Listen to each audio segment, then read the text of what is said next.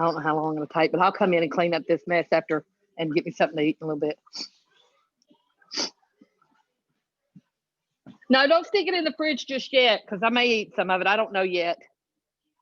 If not, I'll put it in the fridge.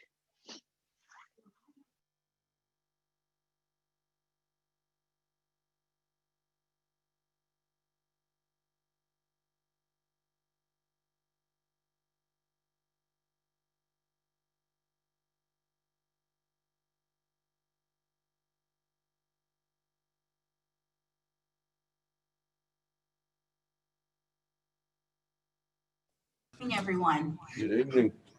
It is 6 o'clock and the work session for mayor and council for December 7th is called to order. Miss Steve, roll call please. Councilwoman Kimberly James. Here. Councilman DeBooz Antoine. Good evening, everybody. How's everybody doing? Councilman Hector Gutierrez. Here. Councilwoman Latrice Aiken-Wells. Here. Councilman Alan Mears. Here. Madam Mayor, you have a quorum. Excellent, thank you. Ms. Brown, you have the floor, ma'am. Good evening, Mayor and Council. Good evening. This is the city manager's report for December 7th, 2020. First, I would like to introduce our 2 new employees that started on Wednesday, December 2nd, 2020. We have Deputy Fire Chief Latasha Clemens and Deputy City Clerk S. Diane White. Please welcome them to our Forest Park family.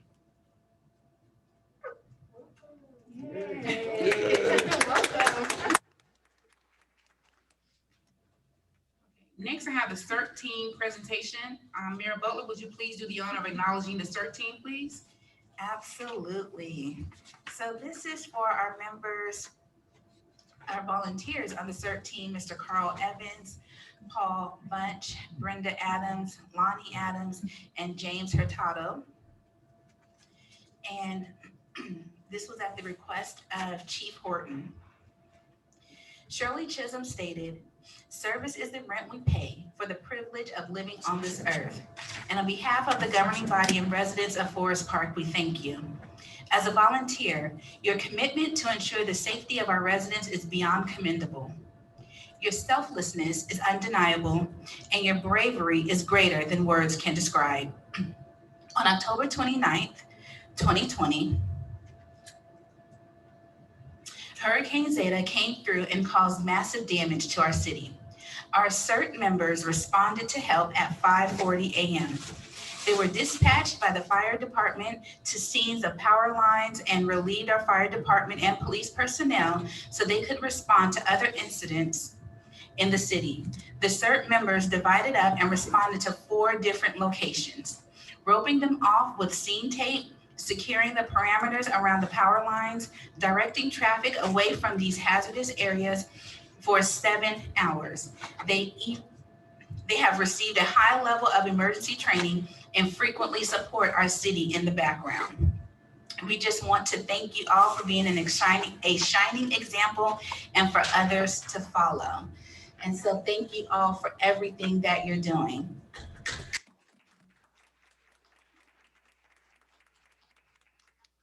Horton, can you hear me?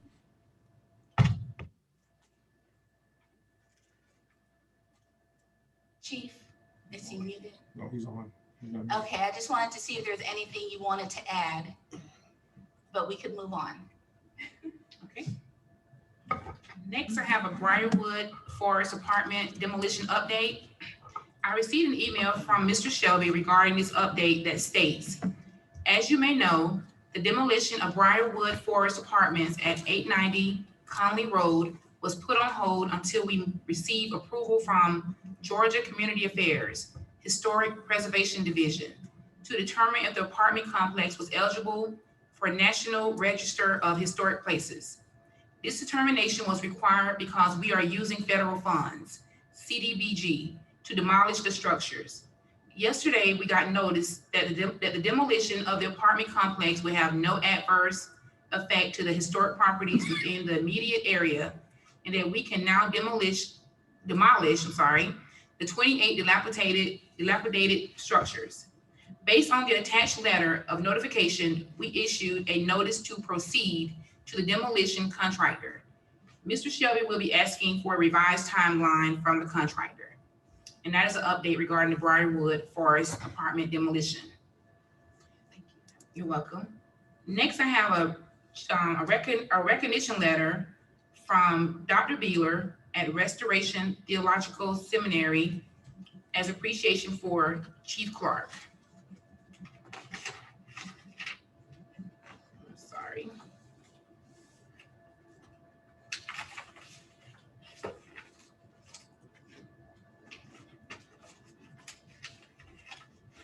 My apologies, I'm sorry. I'll come back to that letter. Okay, next I have Chief Chris, you can turn the slide. Community Thanksgiving. We have photos of the Community Thanksgiving event. Mayor Butler, would you like to speak on this event? Well, I'll allow Councilman Gutierrez to go first. It was the last tailgating event of this season. So, sir, would you like to go first? Yeah, just thank you for everybody that came out. Thank you, Mayor, for sponsoring the Thanksgiving gathering. Just said it's over, but we will resume again next season. We were potentially thinking about doing something if any Atlanta team made it far, but you know how that went. So, maybe we can celebrate. I've noticed that we can stream a lot of the games for our Forest Park High School. So maybe that might potentially be something, depending on how they go. We got to check with the people that really deserve all the credit, our Public Works and our Parks and Rec, with Tyreek, because they do all the work out there. So I missed it. I hurt my ankle, so I wasn't there. But I'm glad that everyone else was there to represent the city. So thank you for everybody that came out and participated, and happy late Thanksgiving to anyone who didn't get those wishes. It was just an amazing event, and I'm thankful to have been a part of it. Okay. Next, we have the turkey giveaway. We have photos from the turkey giveaway event. Councilwoman Wells, would you like to speak on it? I would. I would just like to say thank you to everyone that came out. Special thank you to our fire department and our public works department. They gave the most turkeys, did an amazing job. The fire department even came out there and assisted. Officer Sparks from the police department came out and assisted in giving the turkeys away, and we gave out 275 turkeys to Forest Park residents. And then the Thanksgiving dinner that following Wednesday was a success. We were able to feed the community a great Thanksgiving dinner. Those that came out, some came by and picked up their plates to go, but it was nice. So just want to say thank you. I know this year has been tough for a lot of families, and so hopefully that made things a little bit better. So thank you everyone who participated. Next, we have a Christmas parade. The Christmas parade was held on Saturday, December 5th, and it was a huge success. Thanks to everyone that participated and made this event an enjoyable one. Would anyone like to speak on or say anything about this event? Yes, I think that was our biggest turnout this year. And again, it's just a testament to all the hard work that Recreation and Leisure is doing and all the other staff into making Forest Park a success. Like, we are truly on the map because of everyone's collaborative effort. Thank you.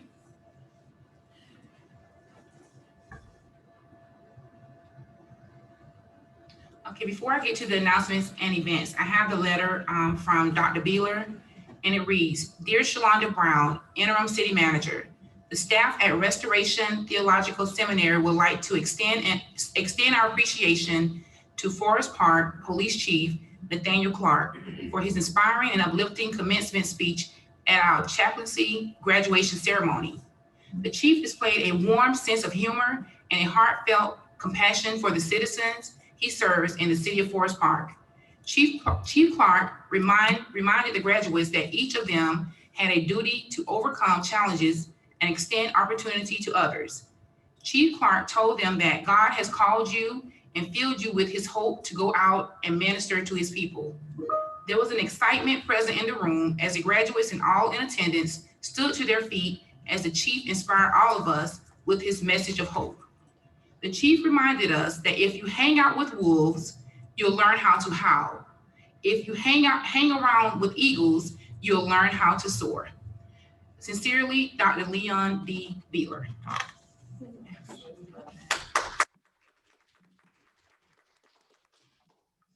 Announcements and events. Please note that City Hall will be closed on Thursday, December 24th and Friday, December 25th in observance of the Christmas holiday. Currently, the Clayton County Transit System Plan is taking public comments. Visit ClaytonTransitPlan.com and take a short survey.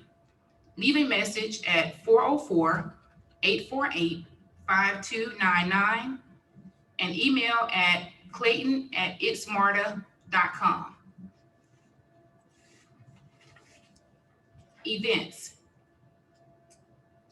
Ward 4 Town Hall meeting will be held on December 9th, 2020 at 6:00 p.m. The location will be 696 Main Street. The seating will be limited.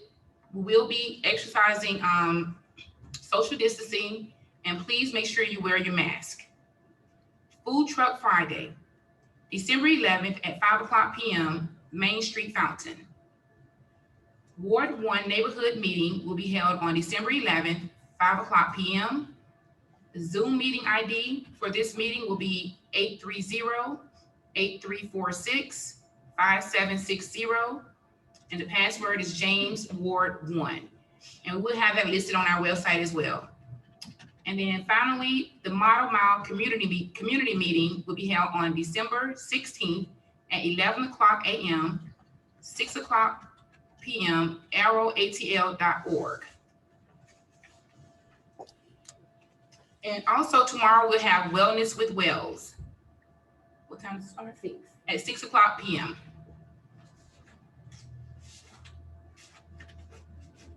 Okay, and that's it, Mayor Butler. Yes, ma'am. I want to go back to the introduction of Deputy Fire Chief Latasha Clemens. She actually has an excellent bio, so I would like to have that read so that people can hear. Testing, can you? Okay. So I just want to go back to the introduction of Deputy Fire Chief Latasha. And Chief Horton is, he wanted to do that, but he wasn't on. That's why I just went ahead. But he's on now. Chief Horton can do the pleasure of introducing. Hi, Latasha Clemens. Is Chief Horton available? Is she muted? Yeah, they have to unmute. She's muted, but no, she's not muted. But if Chief is available to read her bio, it'll be great. We cannot hear you. It's probably her screen. They're unmuted, but they. Well, If they're on just on the mic. Is it in? It's in here.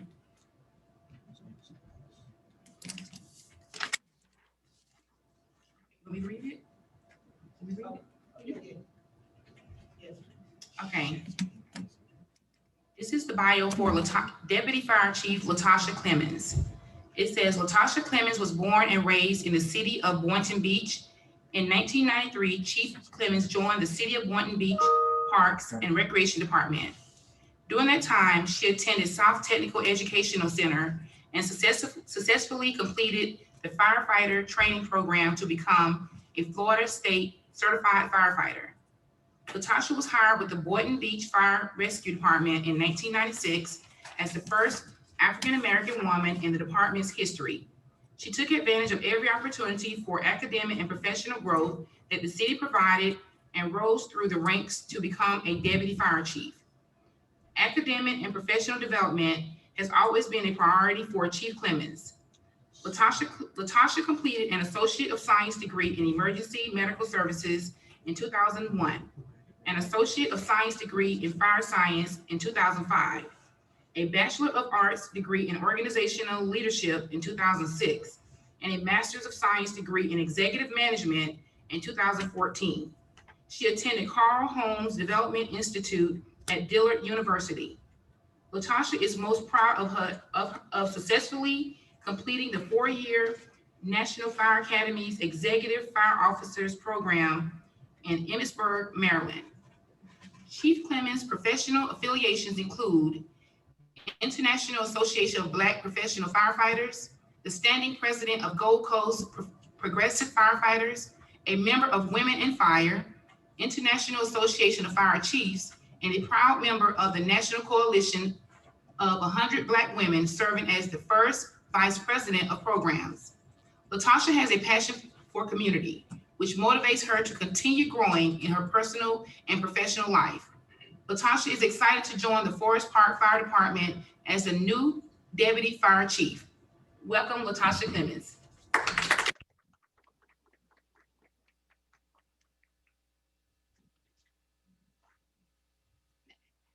you unmuted? If you want to say a few words. I think it's her computer. Well, next time, next meeting.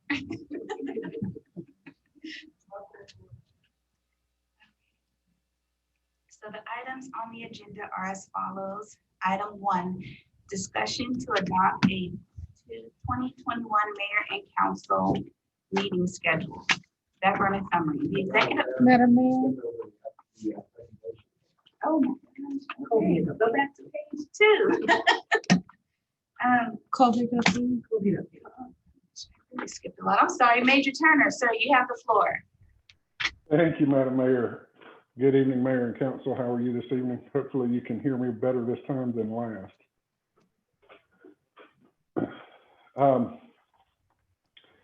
As most have heard by now, the COVID numbers continue to rise, not only nationwide, but statewide, as well as within the city. The current rate of daily positives among those tested statewide is approximately 10.8% on average for the past 2 weeks.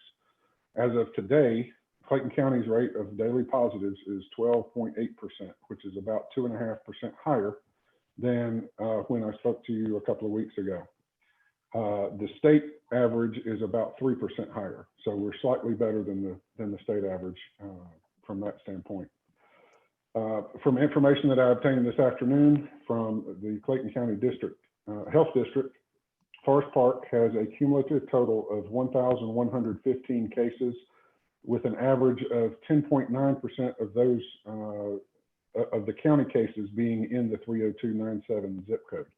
However, we only have approximately 15 active cases currently within the incorporated Forest Park area. By now, everyone has heard that vaccines are coming. There are 3 primary manufacturers that are seeking approvals for distribution among frontline healthcare workers and residents of long-term care facilities initially.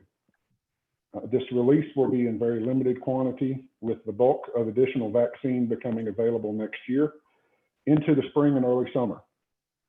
The distribution paths are being planned and managed in coordination with manufacturers, State Department of Health, and local health districts. We are in the early planning stages with the Clayton County Health District for a distribution process to provide for residents in this city and this area of the county. These plans are preliminary and will develop as time passes and more information becomes available. It's also not too early not too late, to get your flu vaccine. There is discussion of needing time between receiving the flu vaccine and the COVID vaccine.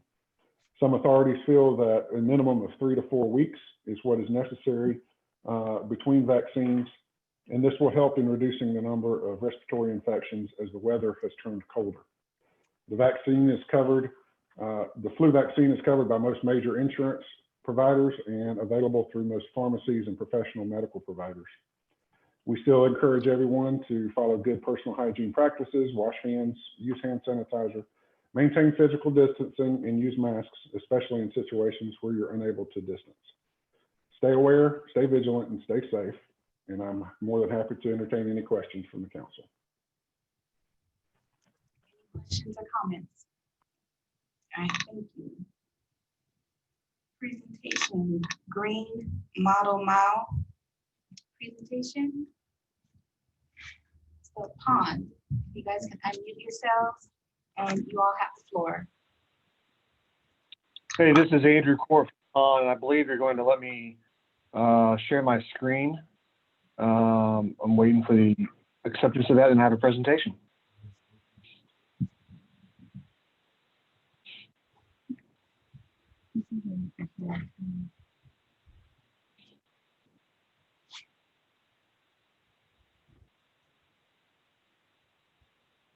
Go ahead and try now. Great. So everyone should be able to see my screen now. This is a very brief presentation. This is my second time being here, and so I thank you for your time. Again, in 2018, the Aerotropolis Alliance completed the Aero ATL Greenway plan, and that led to a current Atlanta Regional Commission grant from the LCI program to look at 7 model miles. Forest Park was one of those communities who is participating in the project. Part of the feasibility study is looking at how we plan out a trail network, thinking about design concepts, cost estimates, and a funding strategy. So we're near the completion of the project, and as we're wrapping it up, we wanted to come to you this evening, kind of present very quickly where we are and next steps for adoption. So these are the current goals, as you can see on the screen, making a clean connection between Star Park, downtown Main Street, and the farmers market, making sure there's meaningful destinations and that it's safe, and also finalizing a preferred mile concept so you can take that to the next stage in terms of development. So these are some of the existing photographs from the study area. Obviously, you have Lake Drive and Forest Parkway for creating safe crossings. And bottom left here at my screen, you see the area with the railroad overpass and thinking about how to navigate the railroad. We also have existing streetscapes on Main Street that we're going to incorporate into the trail, and then making sure we have meaningful destinations like the farmers market so people can bike and walk there as well as taking transit. So as part of this study, we created 3 alternatives. These are the 3 you see on your screen. All were variations of different ideas. And ultimately, through a public engagement process and working with city staff, we developed a preferred alternative. We used this criteria matrix that you see on your screen to evaluate them in several different categories, looking at conflict points, length of the trail, environmental impacts, and so on and so forth, to help frame the conversation further. This allows us to quantify how we make decisions.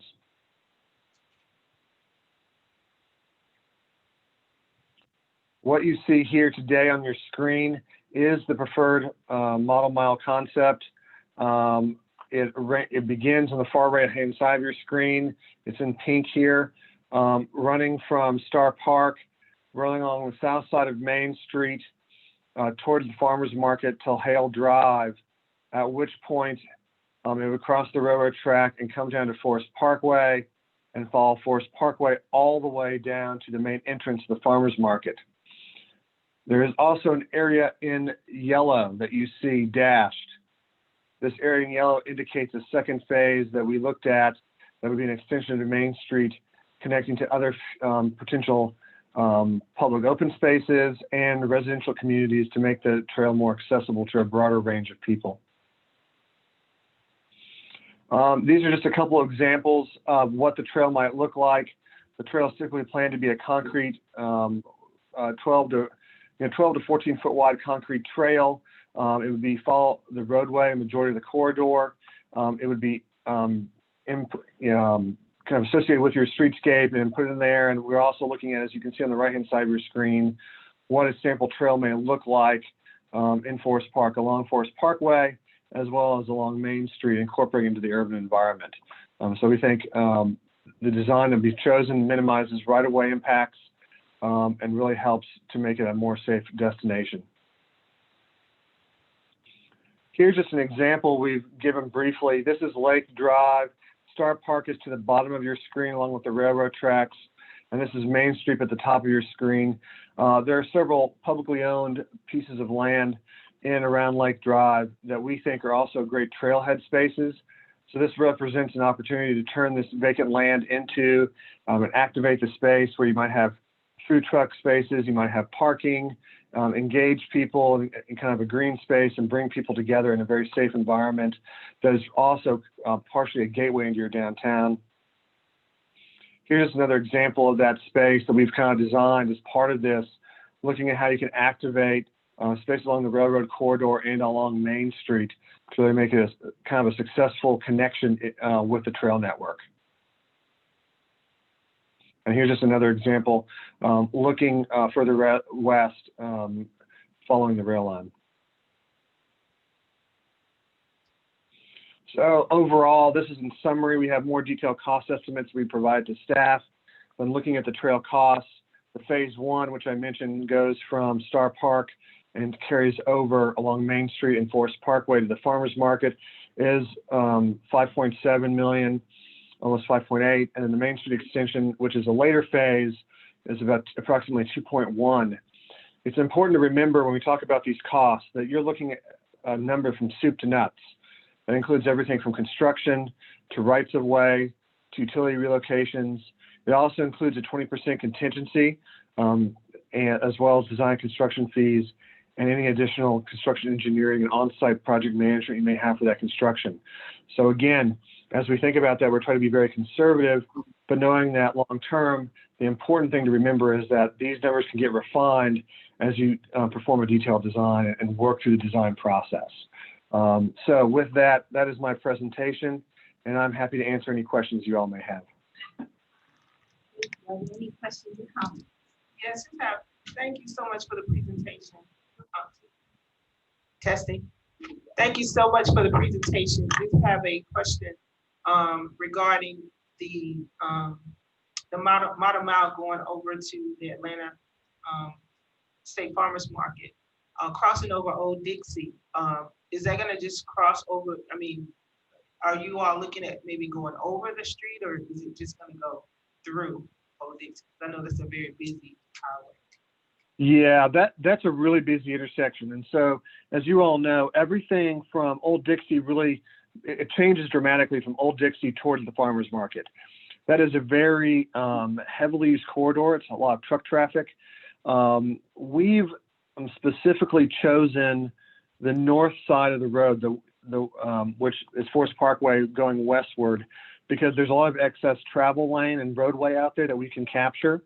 But there, as you go into the design process, there's going to be planned improvements as part of this to really make it a safe crossing for everyone at that intersection, because it is very busy.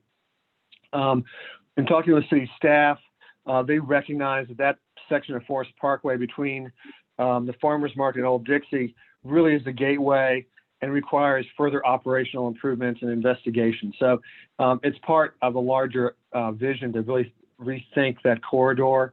But we understand that it's a very busy corridor. There'll need to be some additional operational improvements to make it safe for all users. Thank you. Any other questions or comments? Yes, thank you so much for the presentation. It's very detailed and animated. It helps us visualize it. So this gets me really excited. I like to travel with my family and just be on sidewalks, and I know that we lack those spaces here. So I'm excited about this. I do have a question about like bike lanes, like what that's going to look like and how many of those are we going to get, and some potential art that we could have, I guess. Those are two great questions. Let me address the first one in terms of the bike lane facilities.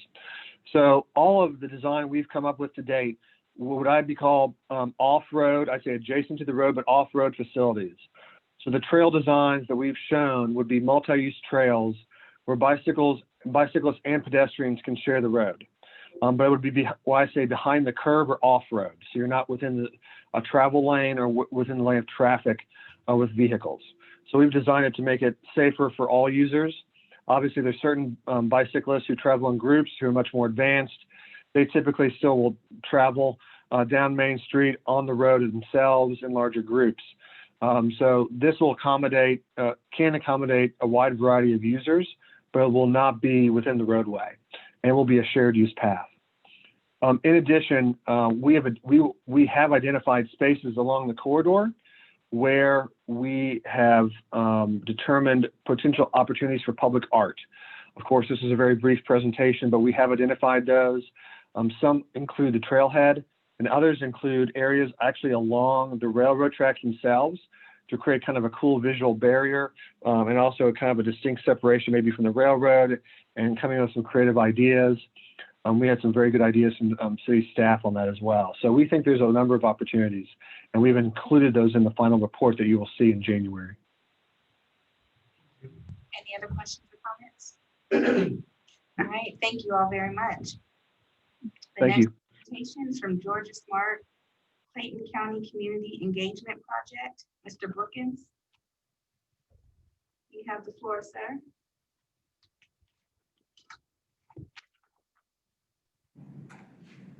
Thank you. Good evening, Mayor and City Council. We appreciate the opportunity to come here and present this to you this evening. Can you all see the screen? Okay. So this project, it was actually a grant program that Clayton County submitted a proposal for and ultimately won it. It is a Georgia Tech sponsored, but also paid for with Atlanta Regional Commission funds. It is the Smart Communities Challenge. So for the Clayton County's proposal, we submitted a smart pedestrian plan tool. So basically what the tool is it establishes the creation of a database that will be used to record new information derived from information gathered by our high school students that we'll discuss here in just a minute, and also information that the county already has as part of the Transportation and Development Department's maintenance of the roads and streets and sidewalks, as well as it will allow us to record information that we would gather from the citizens about all of the sidewalks, either existing, whether there's damage, or whether there's a request for new sidewalks where ones currently do not exist. And so one of the things that is important to know about this is not an allocation of funding for sidewalks. It is simply developing what we're calling a decision support tool that will allow the county to find how best to invest our sidewalk infrastructure dollars, whether it's funded through SPLOST or through the general fund or through other means of funding for it.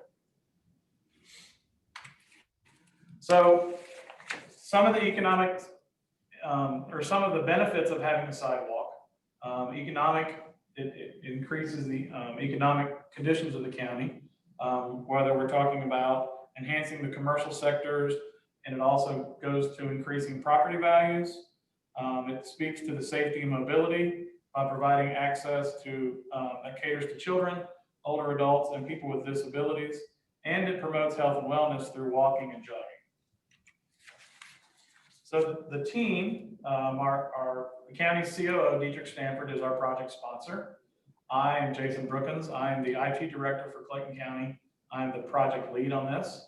Here in the room with me is Nicole Horn, who is our youth services administrator, and she will serve as a citizen engagement and youth coordinator. Keith Rolling is our county's assistant director of transportation and development. We have 3 or 4 of our GIS team that's based in various departments throughout the county. And then we initially partnered with Lake City and Morrow, as well as the Rotary Club of Lake Spivey, Clayton County.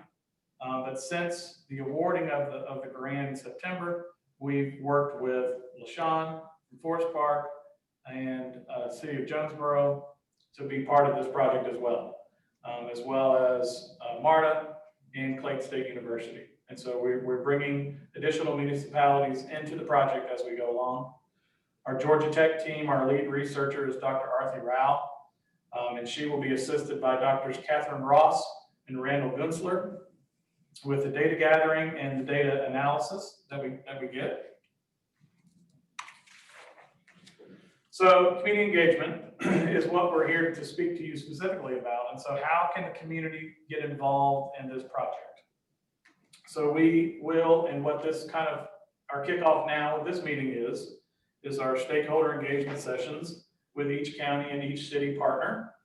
We will also look to also have engagement sessions with groups of citizens, but also through the Rotary Club and through really homeowners associations, just any way that we can engage with the citizens to get their input on the sidewalks and the state of the sidewalks in the county. In January and February, we will be onboarding actual high school students that we will hire, that the county part, most of this grant goes to hiring high school students.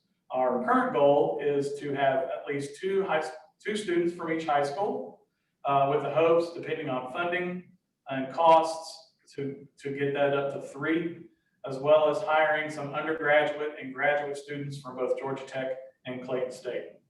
And what these students will do is actually go out on the street in teams of 2 and gather the data through a data gathering tool, which essentially is a wheelchair with a tablet attached to it, where we will take video and it will get GPS information of the conditions of the sidewalks that will be taken in and put into the database after, and then through quality assurance methods, and the students will evaluate the information, go through and double check it, and then it will be sent to our partners at Georgia Tech, and which will be taken as part of the larger project overall.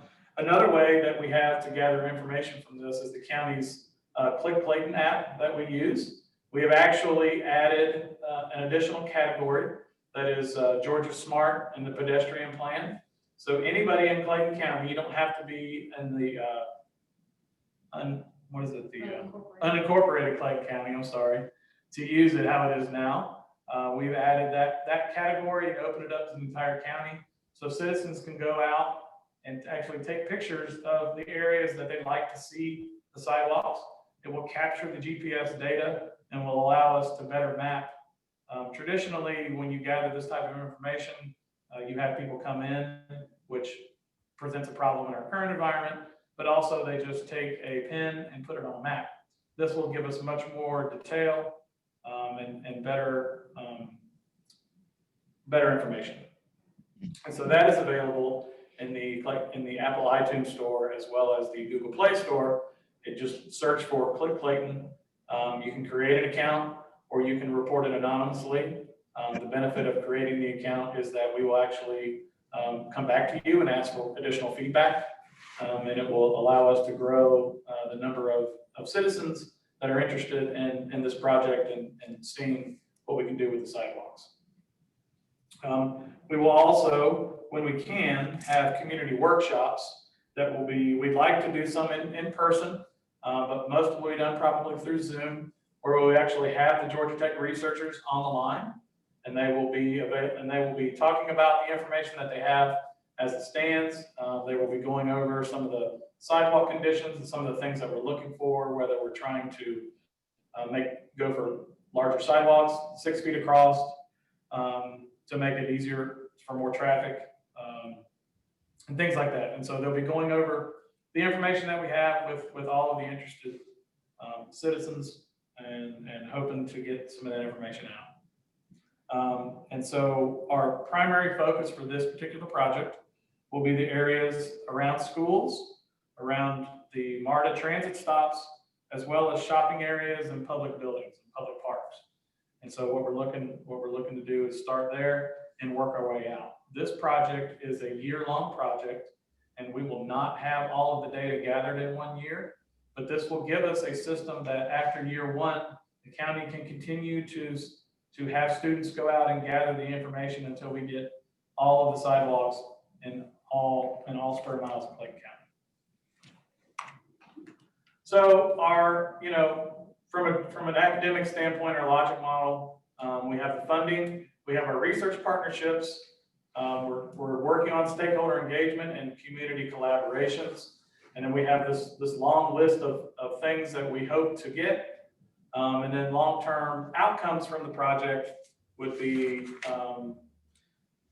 equitable and efficient decision-making. So basically, we're trying to find, like I said earlier, the best place as to where we can invest our sidewalk infrastructure dollars, but also where it's not just typically whoever screams the loudest, it would be the place that it makes the most sense from an economic and community standpoint. It will also improve community awareness and create stronger bonds within the community of the citizens. And so with that, if you have any questions, and I sent LaShawn, she does have this PowerPoint. And so if you guys have any questions, you can feel free to reach out to me or to Nicole or to Keith Rowling of our Transportation and Development. And that is all we have for this evening, and I appreciate your time. I just want to say this is amazing, and I just downloaded your app, and I'm going to be sharing this with my our constituents here in Forest Park. And just thank you for doing this work. Like, equitable is a key word, and I sometimes just walk around our neighborhood here, and I like I said, like the sidewalk thing. I don't know all these years of sidewalk money where they went, but I know we do have a big city, and I'm glad that we're doing research like this and involving everybody. Giving everybody a seat at the table is something very important. So with this, you're giving access to everybody. So thank you, and all the young people there and all the students, and how you're including our high school students too. Thank you for that. Any other questions or comments? All right, thank you all very much. Thank you. Do you have the next presentation? Thank you. This is just a small recognition for the Cintas at the Fulton location. My wife works there, and we had gone with our Panthers in Action with our youth committee out there to clean up the cemetery. And it was, not that many of us, and she was one of the people that were there. She mentioned it to her work, and they all signed up to come out. So they came out and helped us do a cemetery cleanup before the big one that the mayor had, which now it looks amazing. So, just in recognition with them, this is just, a small token of appreciation. Hopefully this can lead to us partnering up with more corporations or companies that do business here in Forest Park. We had the pleasure of meeting their general manager and a lot of their employees that were there. And it just a small token of our appreciation. These people, do business in our community, and I'm just, thankful that they care enough to give back and come back in our community and do this work. So thank you so much, Cintas at the Fulton location. And I will be sending this through my better half to them. Thank you. Thank you. Thank you, Cinta, for your participation. Okay, now on to the regular agenda items. Item 1, discussion to adopt the 2021 Mayor and Council meeting schedule. Background and summary. The Executive Office is requesting the governing body to adopt the updated calendar for the Mayor and Council meetings for 2021. Is there any discussion on that item? Just a question, just wondering why we have to vote on this. I think it states in our charter that we have to have. It looks like it's the same. Is there a reason why we have this? So it's just the same, because every year some of the Mondays are off and things like that, so you can see it and just select it. It's defined already. I mean, it's defined as Tuesday, but I mean, it's fine. I mean, I don't have a problem with it. I'm just wondering if there was a specific reason why we had to actually adopt it. Item 2, discussion to adopt the 2021 holiday calendar for closure. Background and summary. The Executive Office is requesting the governing body to adopt the updated calendar for the city's holiday closures. Any discussion on this item? Okay. Item 3, discussion to adopt an ordinance to update. So I know that we did decide to do Juneteenth. Do we have a stipulation as to the clause on how that's going to work? I believe it was just that particular date. Does it fall on the weekend next year? I don't.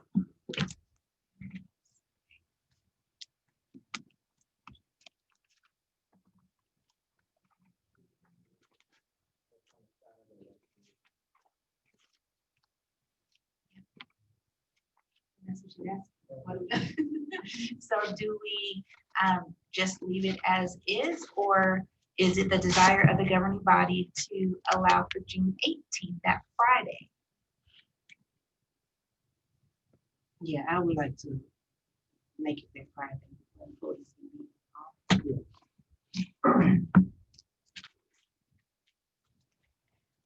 So we need to add that condition once we approve it. In the motion. Remind me. Yes, ma'am. Personal day, is that just left up to the employee as to what day they want to take? Okay.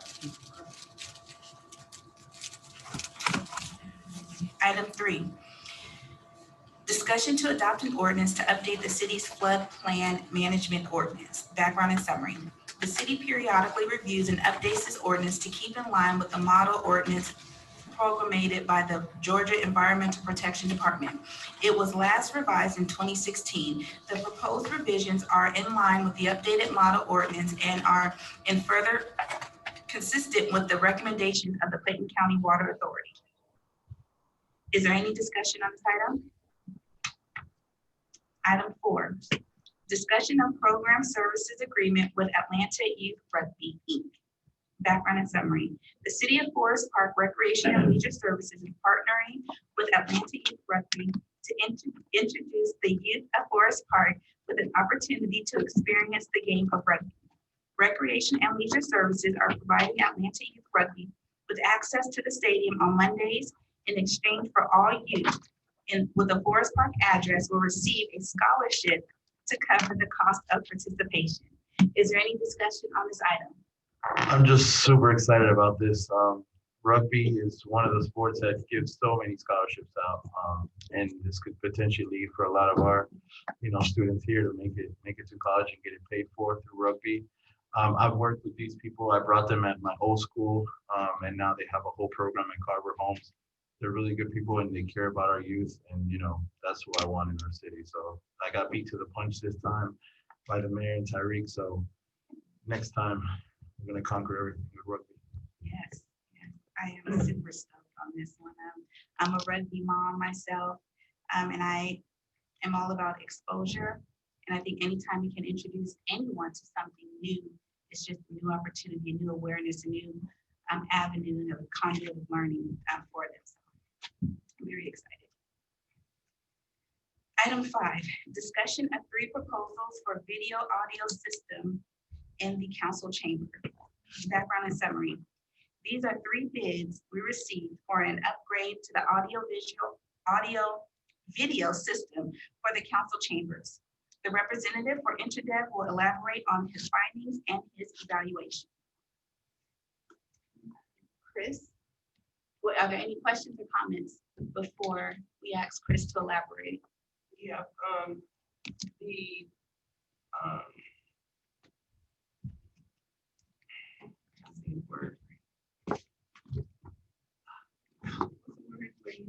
bidding process.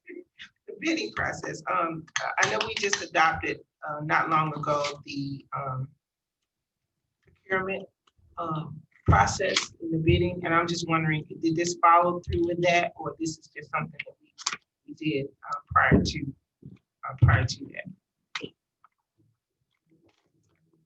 I can speak to some of it. This was underway prior to the code. However, I give the opinion that this could be justified as an emergency procurement because of a lot of the issues we've been having and the need to address this quickly. But the staff went out and really Thank you. Start over. This was underway prior to the actual adoption of the ordinance. However, I had given the opinion that staff qualify as an emergency procurement because of a lot of the issues we've been having that it seems to be getting better, although improvements have been made in recent years. But to my knowledge, the staff with the assistance of Internet Dev did go out and get 3 quotes for this procurement. And to that end, I will let them speak to the actual quotes themselves. Right. I mean, do we still need to do that, being that our interim city manager found the fix and everything seems to be going a lot better than it was? Do we need to go that route? So as it relates to the actual solutions that you'll see, you know, that's a policy decision as to which one is you prefer better. But you know, my legal advice is to go ahead and make the improvements. You know, there's discussion about the new city hall at some point in the future. That's at least, you know, a year and a half, 2 years away, depending on how quickly that can evolve. In the interim, you know, having a dramatically upgraded audio-visual system, I believe, is highly advisable. Okay. I mean, I agree if we wasn't gonna be tearing it back out a year and a half. And then it's done. I mean, everything seems to be working fine. I just think it'll be a waste of money to do that. And we haven't had any complaints since whatever she did is working, you know. It's just my opinion. I seem to echo what Councilwoman Wells said, because when I look at the cost, and I'm sure Chris is going to give us more explanation as to how much it costs. But I look at this, you know, we did the city hall, I mean, the council chamber, and, you know, spent a lot of money, although it was splash money that was allocated to make these renovations. But you know, now that we have the audio kind of together, to spend, you know, upward of $20,000, $30,000, I believe was the price I saw. It's just a lot. I'm just confused. So this is something that's going to be tore down and how long or be replaced?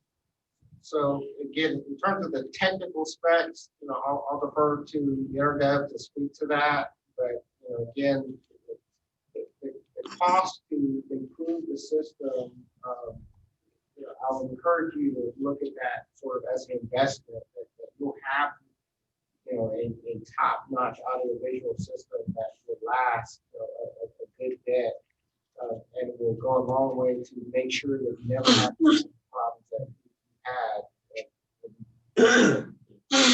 Because the system is something that can be transferred to whatever new or area. It should be, but again, I'm going to let Internet speak to the technical. Okay. Chris, can you please explain the differences in the 3 quotes and what is different in the quotes versus what we currently have? Hi, good evening, everybody. Can you hear me? Good evening.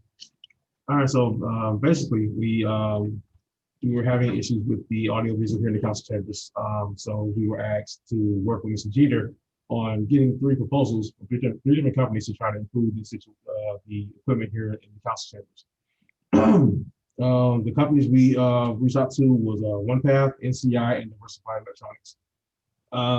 Between the three companies, we actually asked them, you know, from an apples comparison, upgrade the actual audio system in the council chambers to where it's not so, I would say, not so cumbersome, having to pass the mic around, people not being heard, things of that nature. We also asked them to include cameras in the council chambers so that this one web camera would not be the only view. We kind of give the audience a better view of the council chambers. And basically asked them to upgrade for longevity. From what we were told, you know, the new city hall, you know, of course, is down the line. We were also told that this chamber will still be used by other departments and maybe even neighborhood meetings and things of that nature. So to upgrade this equipment, even though City Hall may be moving, will still improve down the line because you have other people and organizations who use this council chambers. So we basically asked them, you know, we brought all 3 in, basically asked them, hey, this is what we need, this is what we're asking for, you know, give us a quote for, and the quotes vary from different prices depending on if you have a digital controller, so that where I'm sitting now, I can control the whole meeting, or just a standard, you know, not web interface, but the standard computer interface. OnePath brought the proposal in. I'm pulling up right now. They will be pretty much redoing. We actually have them redoing the whole every one of the proposals. That are redoing basically all the electronics in the council chambers. Is basically getting it up to the newer times, and to make it a lot easier to use. It integrates with Zoom, it integrates with computer, it integrates with some of the equipment we currently have in the council chambers. As far as the equipment, again, pretty much all three proposals came in with all the same equipment, same type of equipment, maybe not the same brand, but a comparable brand. OnePath, I believe, times to put in. Granted, all stars aligned, everything is in stock, and everyone's ready to go. I think their proposal was 8 to 12 weeks. Diversified, I believe, was about that same time. NCI was between 4 and 6 weeks. And of course, Mr. Jeter asked me to pretty much give my suggestion on which one to use. I showed NCI because they came in they were the most cost effective with everything that we asked them to give us, and their turnaround time was a lot lower than everyone else. Because the thing is that once they start coming into, if decided they come into, replace the equipment, the council chambers will not be able to be used. So there will be pretty much nothing in here to hold meetings or to broadcast meetings. So we were looking at, basically the fastest time to get the equipment brought in. Other than that, that's about all I have. Again, my suggestion was NCI is based on those options. So yeah, any questions? How much did you say? How much each company was charging? Yeah, NCI was for a full upgrade was $39,379. OnePath was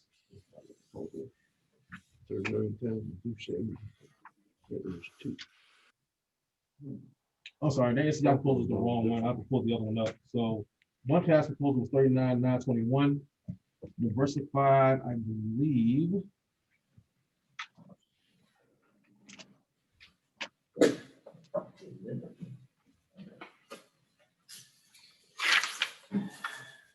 And therefore, trying to find the proposal.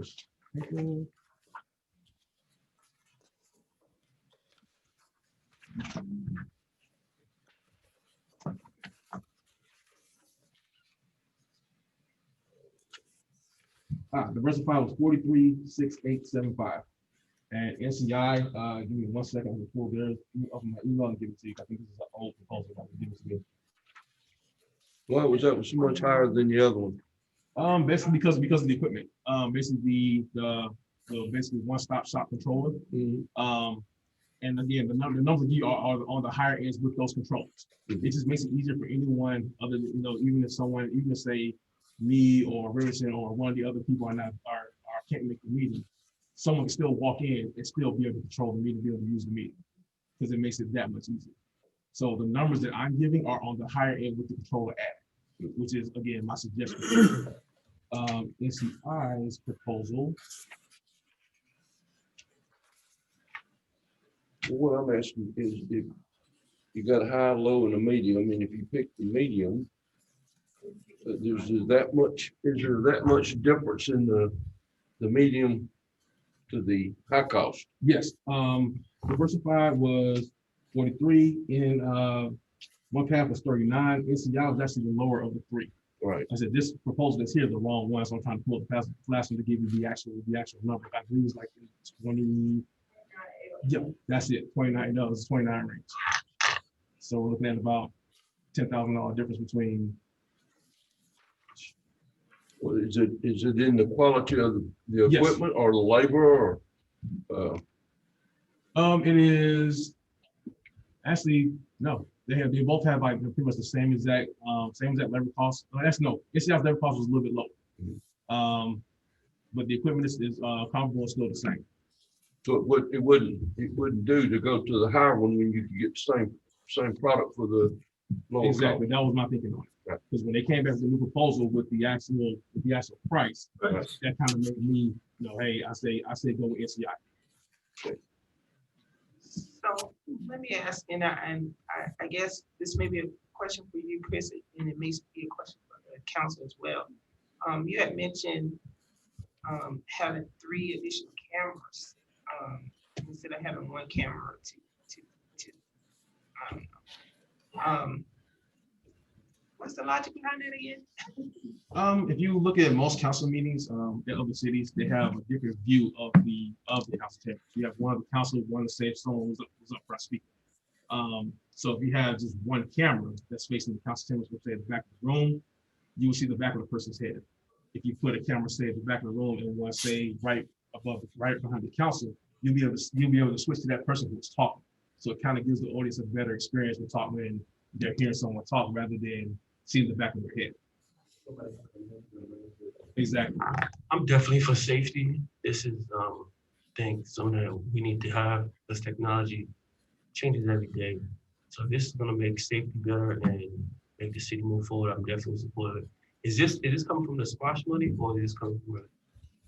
I have not been part of those conversations, but we can use SPLOST money if it's available, if it's part of the facility.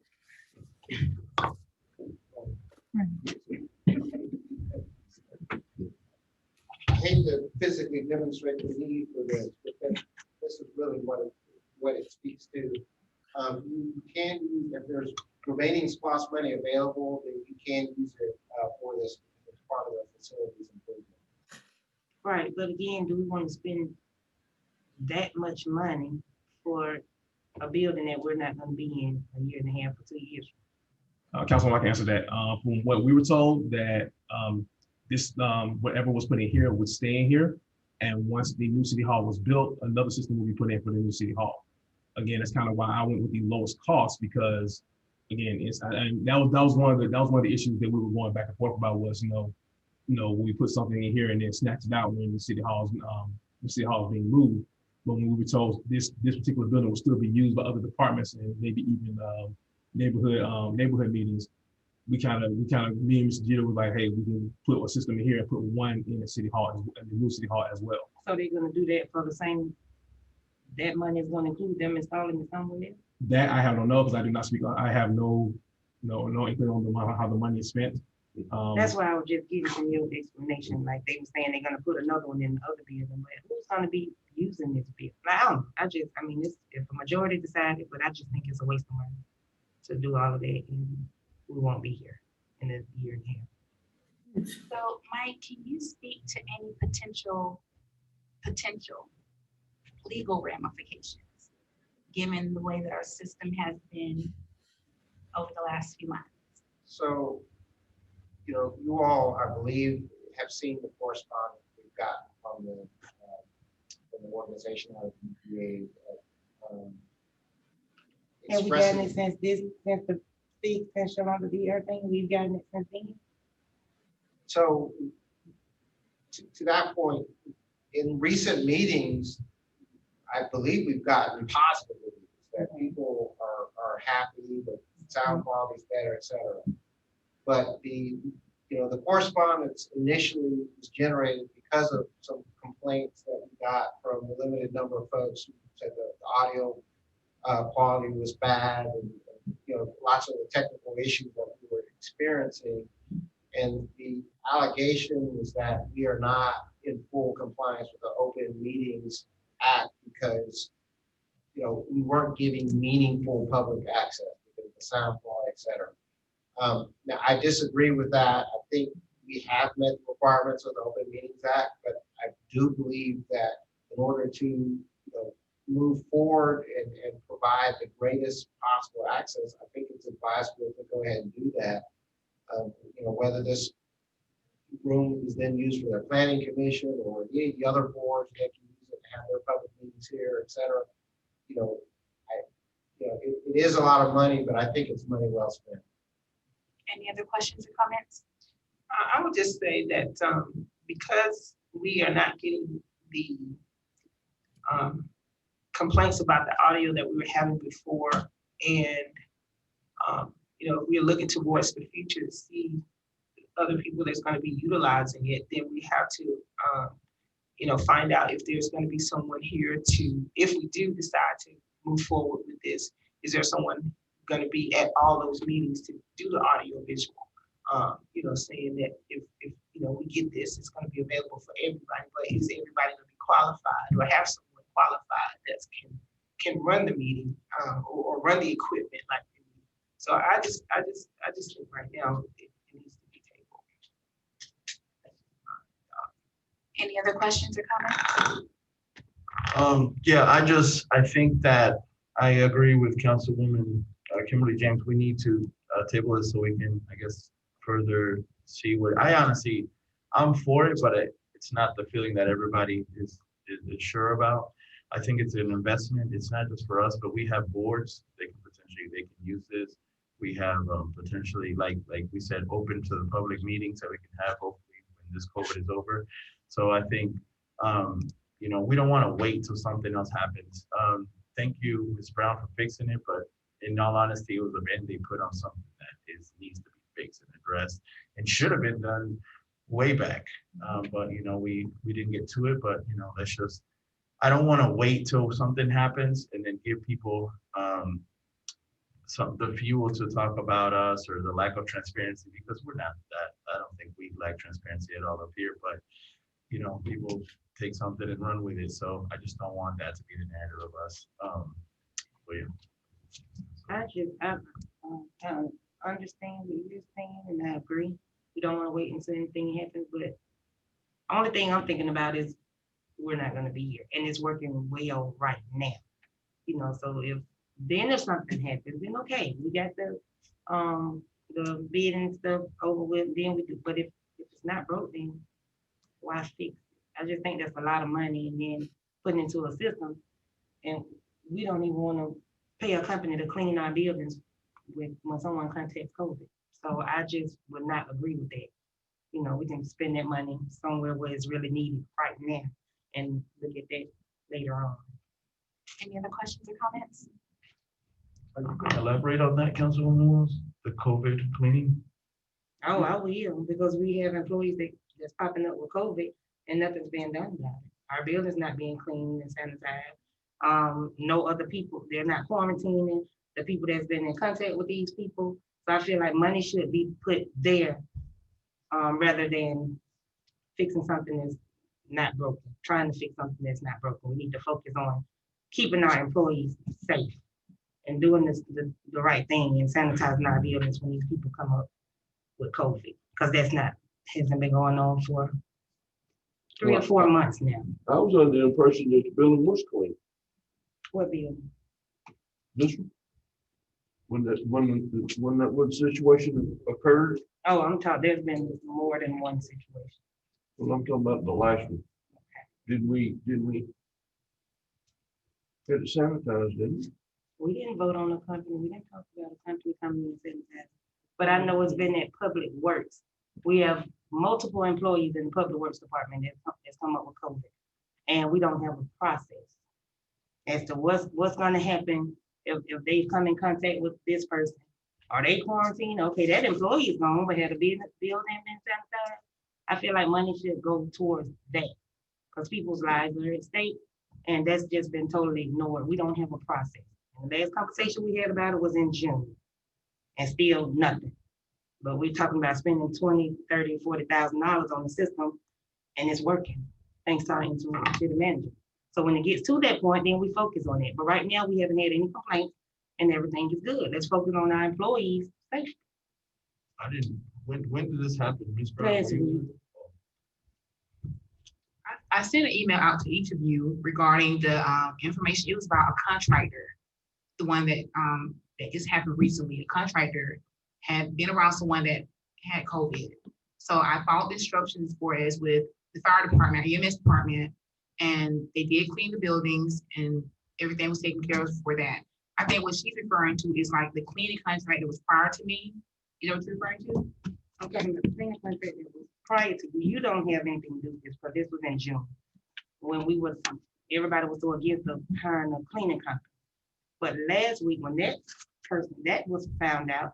Then there was another person in public works, and this person had been in the truck with people in the buildings, clocking out at the same time clock, and nothing has been done about it.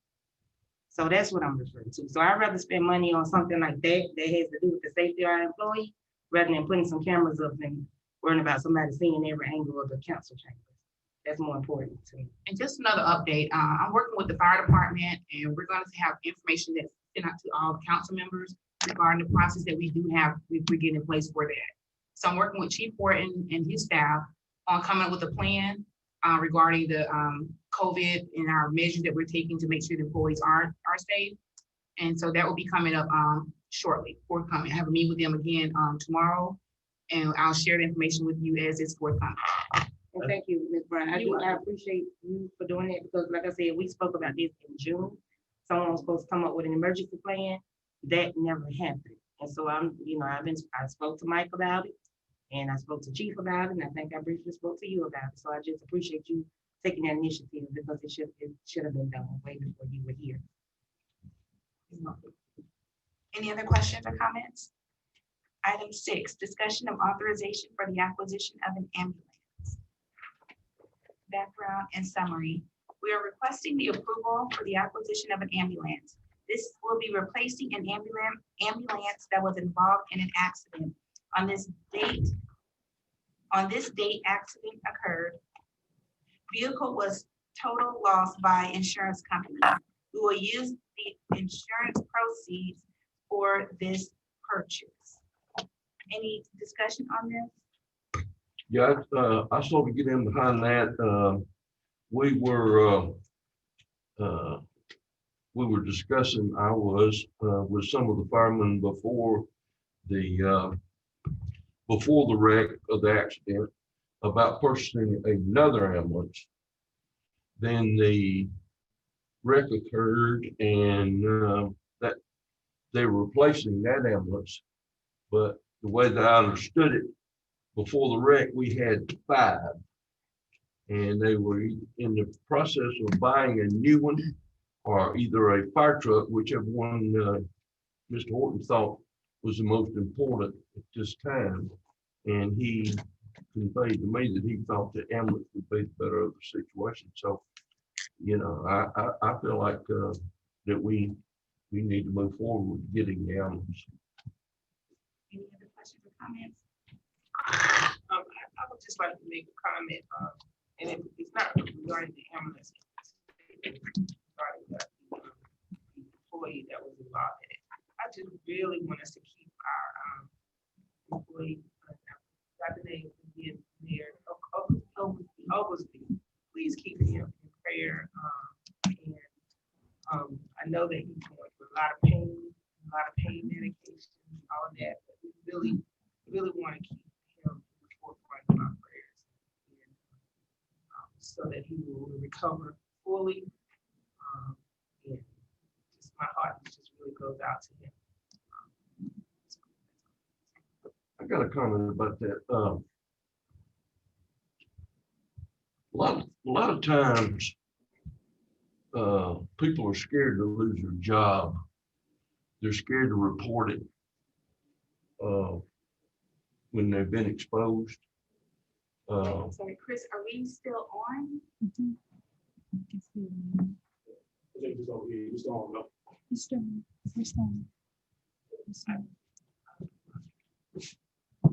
I'm sorry, Councilman. I too would like to see a method or a procedure set up, but a lot of it's got to do with the individuals that are exposed or know they've been exposed or whatever. They need to step forward and do the stay-at-home thing themselves. If it starts with us, we got to take care of ourselves, take care of our workers, take care of our friends. And if you know you've been exposed or find out later you've been exposed, you need to tell somebody, and you need to buy out for the 2-week gestation period, whatever it takes. If you don't tell anybody, nobody knows it, then you expose everybody, then it gets out, and then it's too late. So we need to have some kind of program or something to tell them that, I know times is hard and I know people can't lose a paycheck, but you can't come to work knowing that you've been exposed. That's something that you got to take on yourself. And it's going to be a hard thing to do. And then if that happens and we're not cleaning like we should, then there you are. But if people going to have to understand that it's hard to not be able to feed your family. But if you come to work knowing you've been exposed and you expose somebody else, there's really not a whole lot of cleaning we can do about that. Yes, there is. Yes, there is. 'Cause for one, it's an entire department. So if they were exposed at work, then the city needs to have some type of system set up, which we talked about in June, so that employees don't have to worry about losing their job, because it's the protocol that the city has. So no, it's not up to the individual, because I'm not gonna tell an employee a coworker of mine come to work, and I know I've been exposed, what my director does too. My supervisor does too. The mayor and council does too, but what are you doing about it? So you can't put somebody getting sick on them, because sometimes people don't know where it came from. But we can do our job as the governing body to have something in place so that when these situations come up, we know how to handle them. So I think that's kind of distasteful to put it on an employee because they catch COVID. You don't know where it come from, and they couldn't know either. But if we have a process in place, then we can kind of manage it. Is Major Turner still on? I mean, Chief Turner? Mayor, Yes, sir. I just wanted to go back to item number 6. I would like the mayor and council to make this consideration for the ambulance truck that will be given away, or we might be putting on surplus, that we consider working to donate that to the Sister City initiative that we have to Haiti. I think the ambulance was totaled. You can't use it. It's not givable. It's thrown away. Okay, well, moving forward, if there's any ambulance trucks or firefighting trucks that we have for surplus that's not being in service, I would ask for the mayor and council to consider that. Thank you. Thank you. Okay, can we see if Chief Turner is still on? He's not, but Chief Horton is. Okay, I don't know if Chief Horton was, but he's, I cannot hear you, sir. They don't seem to have a microphone. Oh, yes. Okay, we'll circle back around at the next meeting because I believe that between, well, Major Turner at the time and our former city manager, that a process was created at least. And I thought some information was disseminated amongst the department heads. So we'll just have to clarify at our next meeting.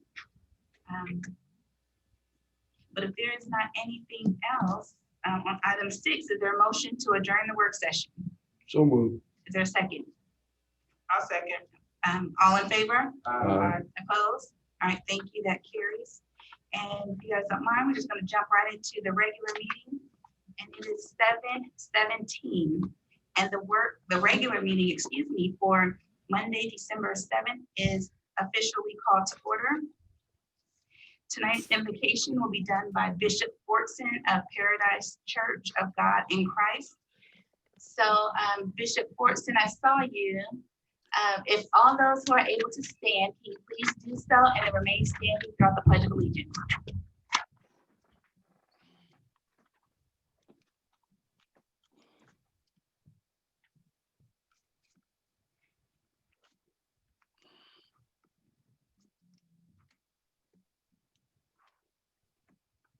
You have the floor, sir. I'm sorry. I didn't hear that. You have the floor, sir, for the invocation. Yes, all right. God bless.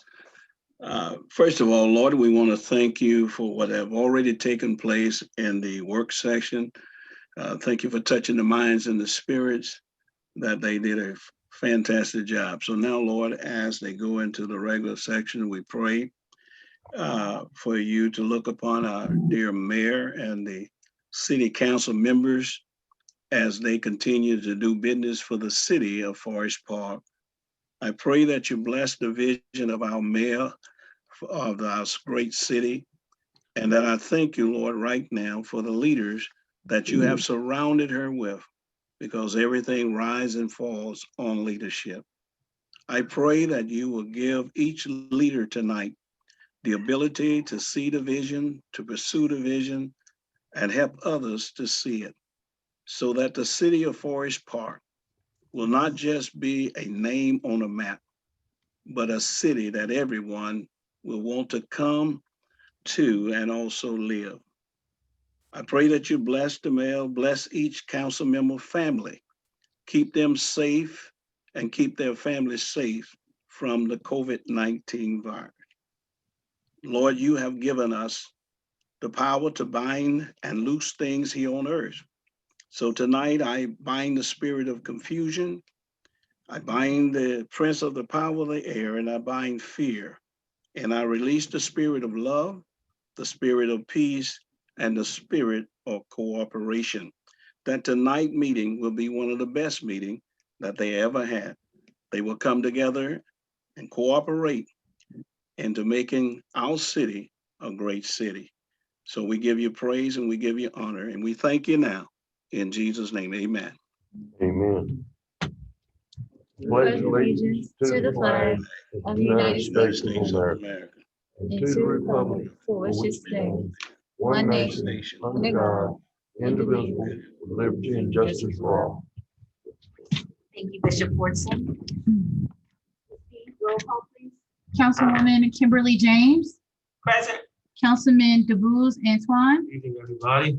Councilman Hector Gutierrez, Present. Councilwoman Latricia Aiken Wells, Councilman Alan Mears. Here. Madam Mayor, you have a quorum. Wonderful, thank you. Item 6, adoption of the minutes from Monday, November 16th, the work and regular meeting minutes and the budget hearing meeting from May 26th and 2020. Madam Mayor, skip over the adoption of the Oh my agenda. gosh, I'm sorry. you You still guys. want to add the item about the land bank? Yes, we did. We do. I do.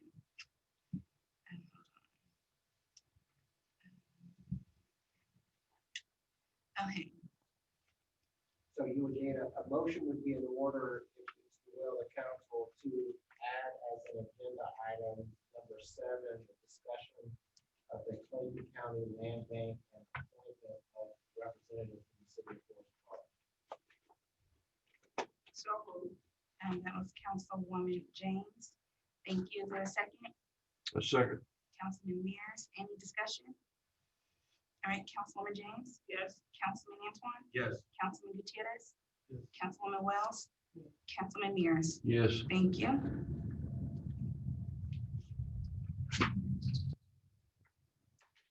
Item 6, the adoption of the minutes from November 16th, work and regular meetings and the budget hearing meetings for May 26th. Have everyone had the opportunity to review the minutes? And are there any changes to be recommended? Nope. Well, Madam Mayor, I want to start with the budget hearing minutes. I want to go ahead and make a motion to approve the budget hearing meetings for the May 26, 2020. Okay. So that was Councilwoman James, the budget to approve the minutes for the budget hearing. Is there a second? Second. Councilwoman Antoine, any discussion? Councilwoman James? Yes. Councilman Antoine? Yes. Councilman Gutierrez? Yes. Councilwoman Wells? Councilman Mears? Yes. Okay, thank you. That was unanimous. And the work and regular minutes for November 16th.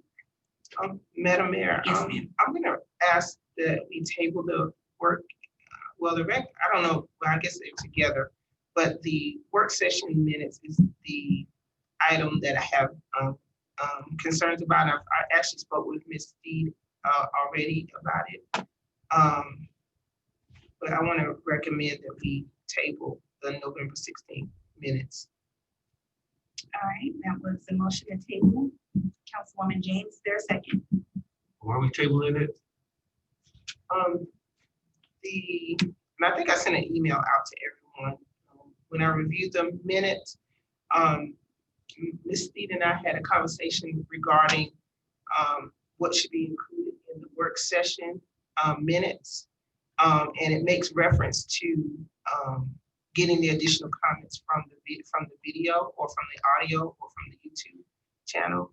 And until we get the updated software that would allow us to go directly to that item instead of having to listen through the whole thing, I think it would be better if additional comments that were made during the work session is included, not word for word, not verbatim, but just additional comments that you can, when you're going back to review.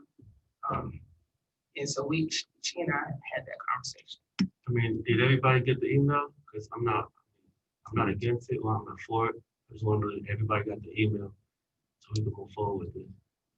I didn't get the email, but I thought we had a conversation about how the minutes were gonna be typed up so that we didn't have to keep going back and forth about.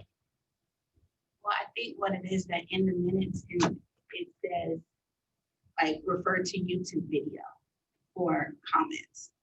And to have someone, you're looking at the minutes, thinking they're gonna get an overview of them, but to be directed to a YouTube video is less than safe.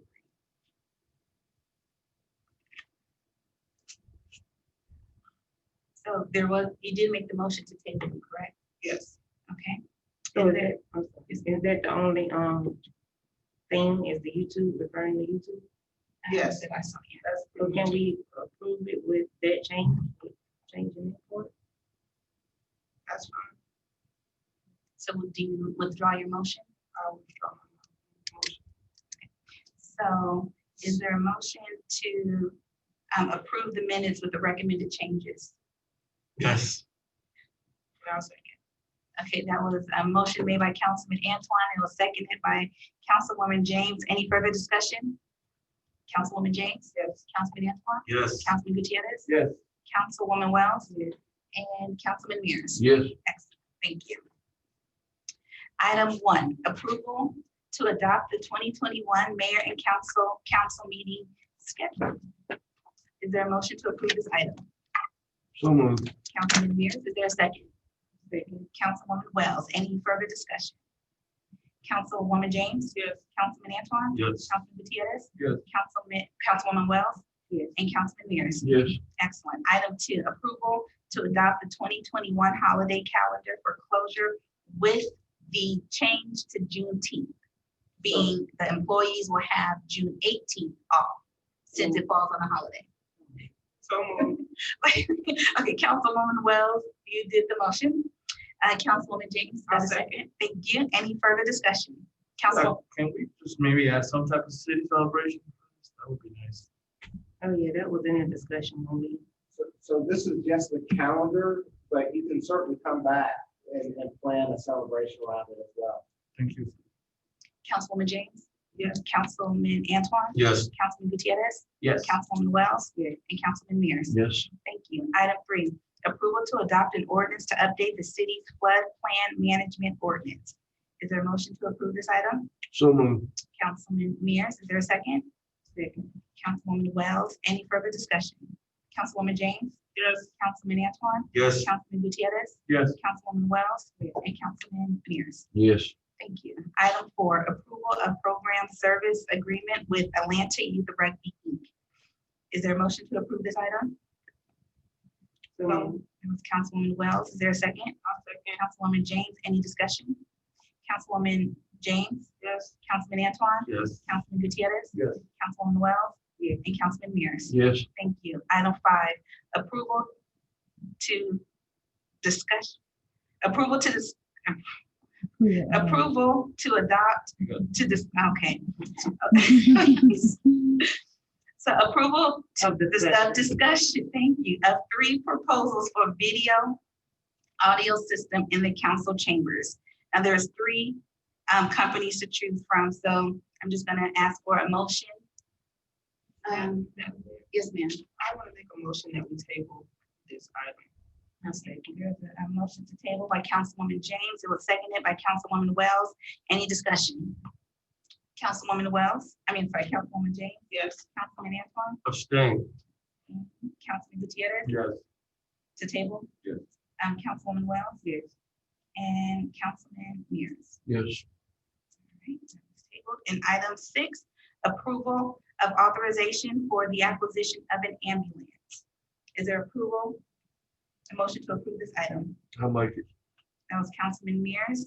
I'll second. Councilwoman James. Any further discussion? Councilwoman James? Yes. Councilman Antoine? Yes. Councilman Gutierrez? Yes. Councilwoman Wells? And Councilman Mears? Yes. Okay, item number 7, a land bank discussion. So Mike, I'll let you prep it. So, Madam Mayor, ladies and gentlemen, the Clayton County Commission adopted a resolution recently to change the structure of the land bank.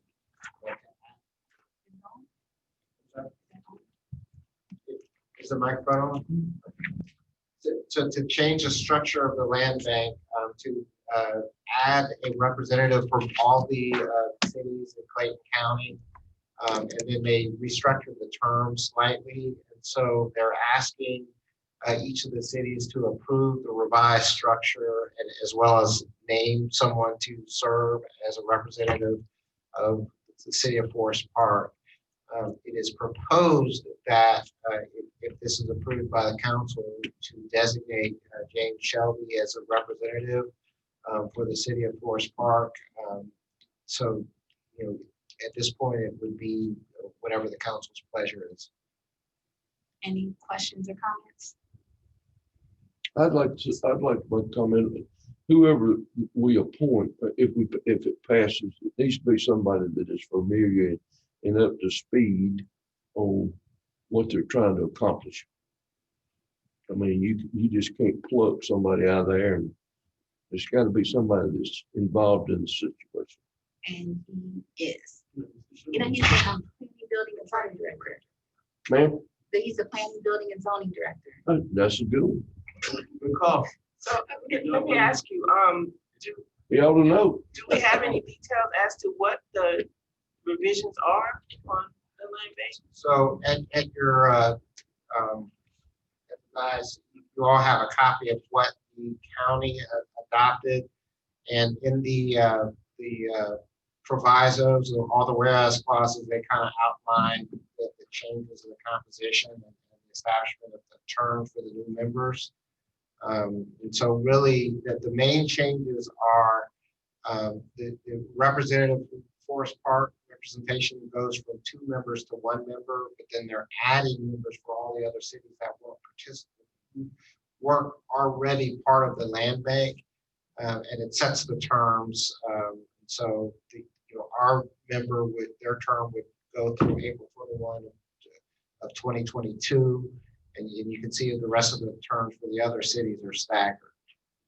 So this is fairly, straightforward. Just the changes were primarily made to add representation from all the other cities. So how would we make the motion? So you would need 2 motions. One would be to just approve the revised structure. And then after that, if it's the will of the council to do it tonight, you would need a motion to name a representative for the city of Forest Park. So is there a motion to approve the revised structure of the land bank authority? That was Councilman Antoine. Is there a second? Second. Councilman Mears. Any further discussion? Councilwoman James? Yes. Councilman Antoine? Yes. Councilman Gutierrez? Yes. Councilwoman Wells? Yes. And Councilman Mears? Yes. Thank you. Now, is there a motion to approve James Shelby as the Forest Park representative on the Land Bank Authority? Councilwoman James, is there a second? Second. Councilman Mears, any further discussion? Councilwoman James? Yes. Councilman Antoine? Yes. Councilman Gutierrez? Yes. Councilwoman Wells? Yes. And Councilman Mears? Yes. Okay, thank you. And there are no public comments. So we'll have our closing comments by the governing body. Councilwoman James, you have the floor. Yes, I want to first thank everyone for being a part of our meeting tonight, and those who will listen later on. Thank you for sharing with the city of Forest Park. I want to thank Dave Rashmere for his in-kind donation of turkeys, which I'm able to bless members of our Ward 1 and others into the city of Forest Park with turkeys for Thanksgiving. I want to give a special thanks to the Clayton County Authority. 1000 Clayton County Community Services. Just want to thank them for being in our community and part of our community. We were able to service one of our residents that was without power for a long time. And also we had an anonymous donor that donated to help this man get his power back on and have some electricity. So I want to big shout out to those that are in our community serving the citizens of Forest Park and those that are have a heart to give during this time. Want to also give a big shout out to our Rex department, Mr. Maxwell, doing an awesome job, phenomenal job with everything that you have going on in the city. We want to thank you for that. Big shout out to all of the city of Forest Park residents and employees for what you do for our city every day.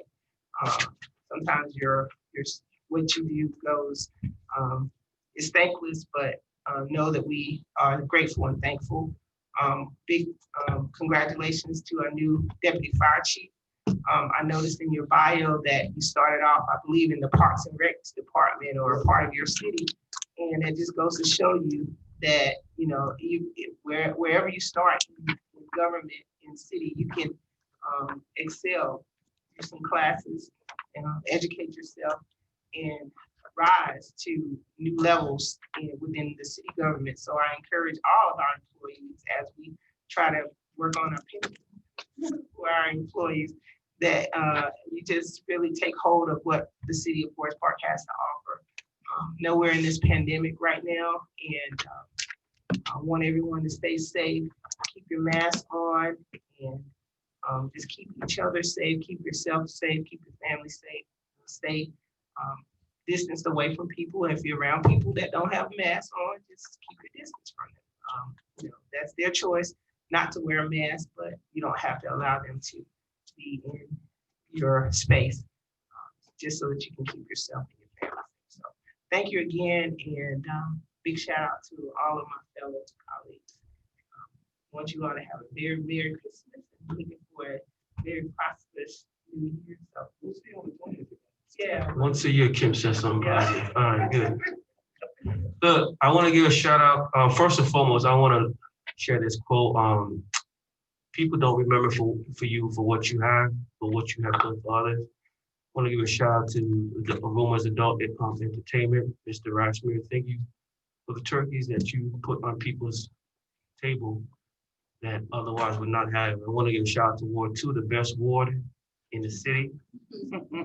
Thank you for all the roads that have been paved and the lights that's being improved. You know we have your back.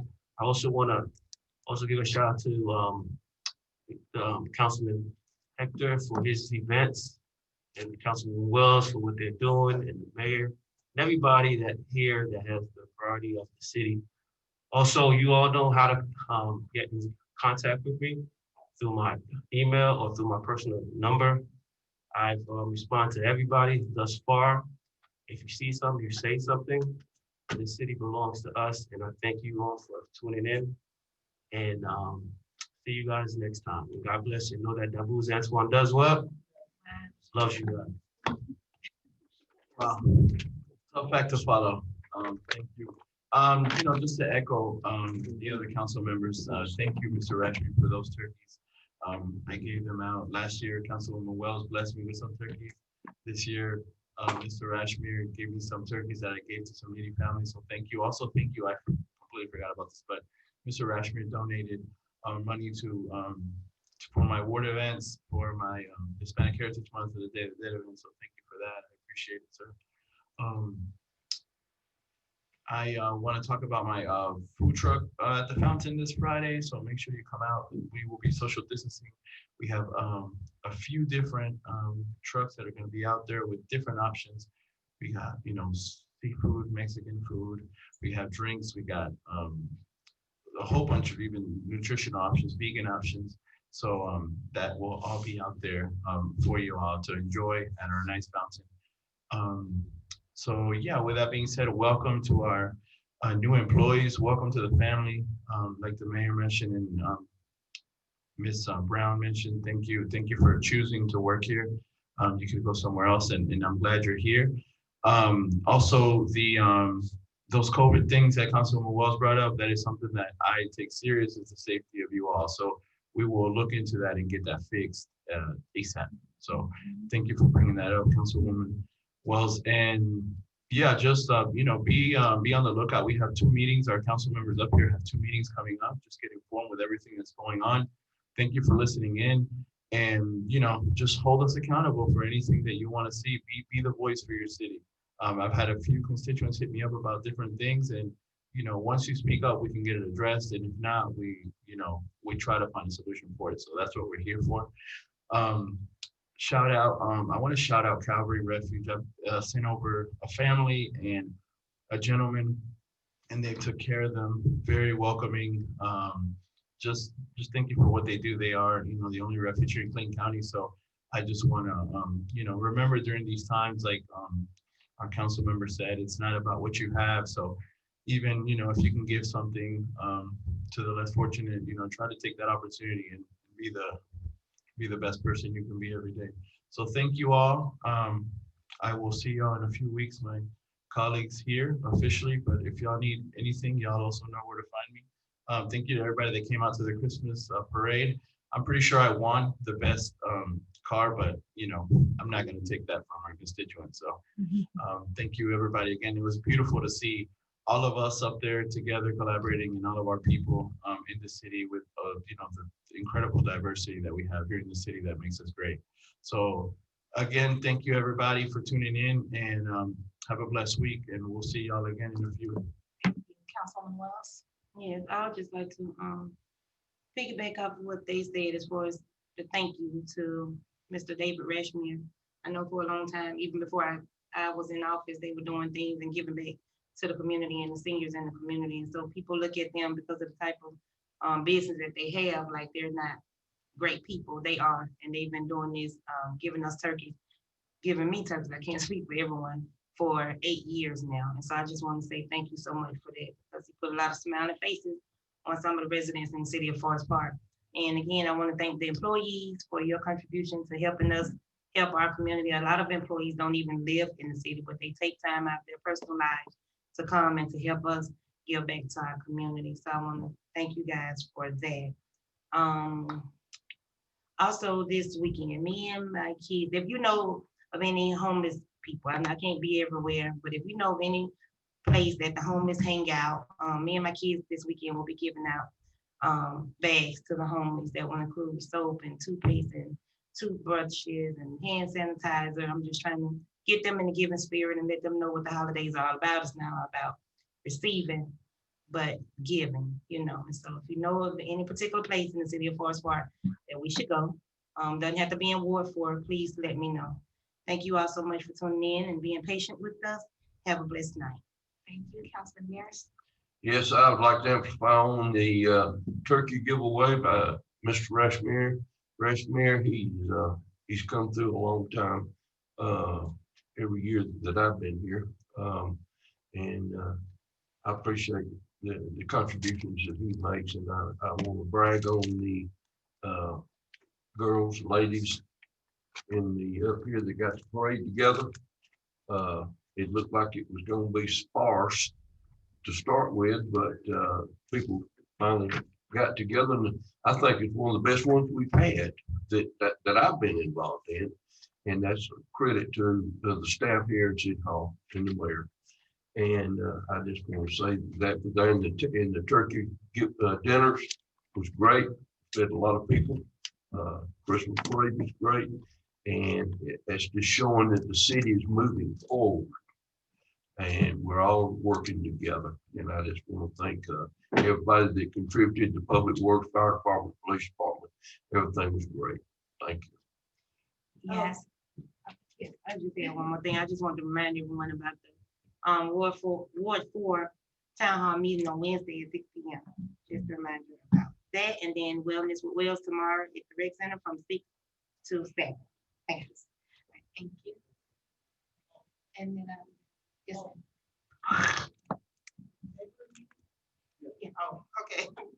Yeah, the neighborhood meeting, I have, the neighborhood meeting coming up on the Thursday. I'm not prepared, I'm sorry. But the information will be on the website. Oh, there it is, it's on the screen. Thank you. At 5 o'clock, it is a Zoom meeting, so you can dial in or you can get on the computer and participate in the meeting. Thanks. Thank you. I want to echo all the sentiments of my colleagues up here. Forest Park received another prestigious recognition.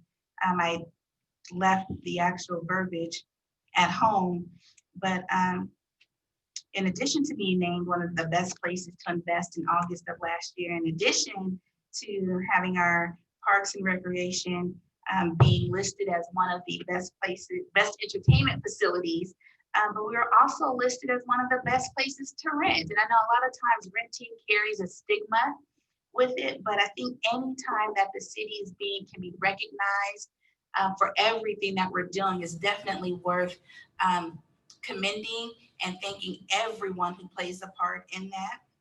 So I can't thank you guys enough, because anytime I get to brag on Forest Park, I take that opportunity and run with it. But with that, there is the matter of deciding if we were going to have our second council meeting this month. And I believe from our city attorney's perspective and our interim city manager's perspective, as of now, we don't have any pressing matters. And if something would arise, then we would continue on with having that second meeting. But if not, then do we want to make this the last meeting of this calendar year? Yes, sir. And Madam Mayor, you also have the special fall joint meeting on the 19th. On the 9th, yes. Which is 2 days prior to that. Yes, and then there's that. Sir.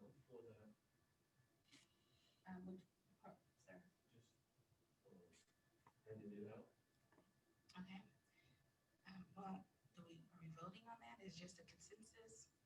Well, if your decision is not to have that meeting, it would be wise to go ahead and put that on the record, that you're not going to have the meeting, just so everyone is aware. I make a motion, we don't have the meeting unless something emergency comes up that we have to have a special call meeting. The 19th one is open to the public. Yes. Okay, so. Also, Mike, I know it was supposed to be on this agenda, but I didn't see it. The moratorium we was talking about is supposed to have the church that wasn't on there, and I know like that's huge. That's what my town hall meet is about. So something's gonna need to be done about that. That is a good catch. Madam Mayor, there's a discussion about group homes and certain halfway houses. Our ordinance in speaking with. Microphone, Mike.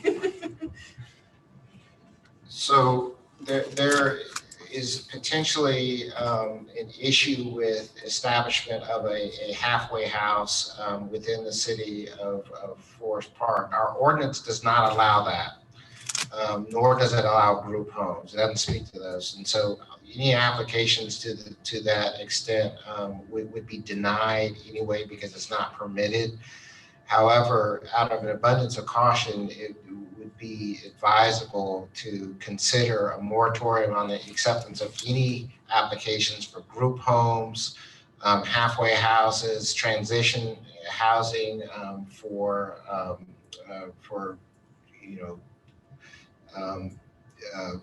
folks involved in the criminal justice system.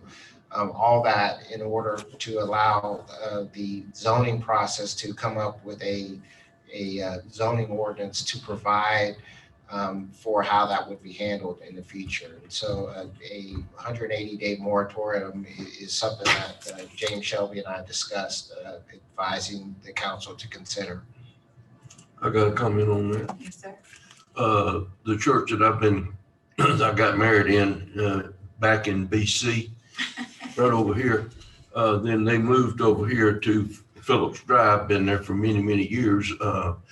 We had financial problems, and the bishop or the Methodist administration closed our church, and it's for sale now. And there in the process of trying to do the same thing that they're talking about at the other church. So I would like to make a recommendation that we put a moratorium on it for 180 days till we can work out some plans and find out, because that is buying churches up and everywhere, and that's what they're gonna do, which that may be fine to get it all worked out. I'm not against it altogether not being there, but I think we need to be a little slower about running into it and get some kind of ground rules and everything where everybody is comfortable with it. So would that also entail, like, if there's one within a certain, can't be within 5 miles of each other, is that? So that would be worked out in a final ordinance. As you all know, there's a zoning code rewrite, and that is one of the things that was already on James Shelby's list to discuss. It's just not allowed now as it stands. So even if an application came in, it would be denied because it's not permitted. But this, again, out of an abundance of caution, would just, in order to avoid any issues going forward. Well, I apologize, I forgot to mention it, so thank you, Councilman Wells. How would we go about getting a general consensus of the general public in Forest Park, especially the people in the wards that where the church, where these houses and places are going to be? I mean, the people that live in the communities ought to have, to me, look like ought to have some kind of say about it. I mean, I don't know where it would be a straw poll vote or something, but that needs to be all worked out in the administration end of it, I would think. Well, that's because it is in Ward 4. It's kind of like in between 4 and 5, but it's in my ward. And the consensus that I'm getting is no. It's in the middle of a residential area. It's not even a mile away from the elementary school. And it's just, Ward 4 already has a dump that nobody's working on getting out of Ward 4. So we don't want that coming into Ward 4. And then we have the facility over off of Forest Parkway. Old Dixie. So, we want to be known for certain things. And of course, people need help, rehabilitation, and I'm all for that. I'm just not for it in the residential area. And so all the calls that I've gotten, all the next door messages and everything, nobody is in agreement with having a rehabilitation center across the street from their home. Their property value is going to go down, crime rate may go up, you just never know. So only thing I do is what the people want me to do. So I've gotten a great consent. I've got a point of order about that. My church that I had went to, they want to do other things with it. So the moratorium about the situation that we're talking about does not conflict with them trying to sell their church or lease their church like they're doing in my section over there, which that's in Lake City, which is not right. It's not, I think, maybe in your ward. But you can, from my church, you can see their church.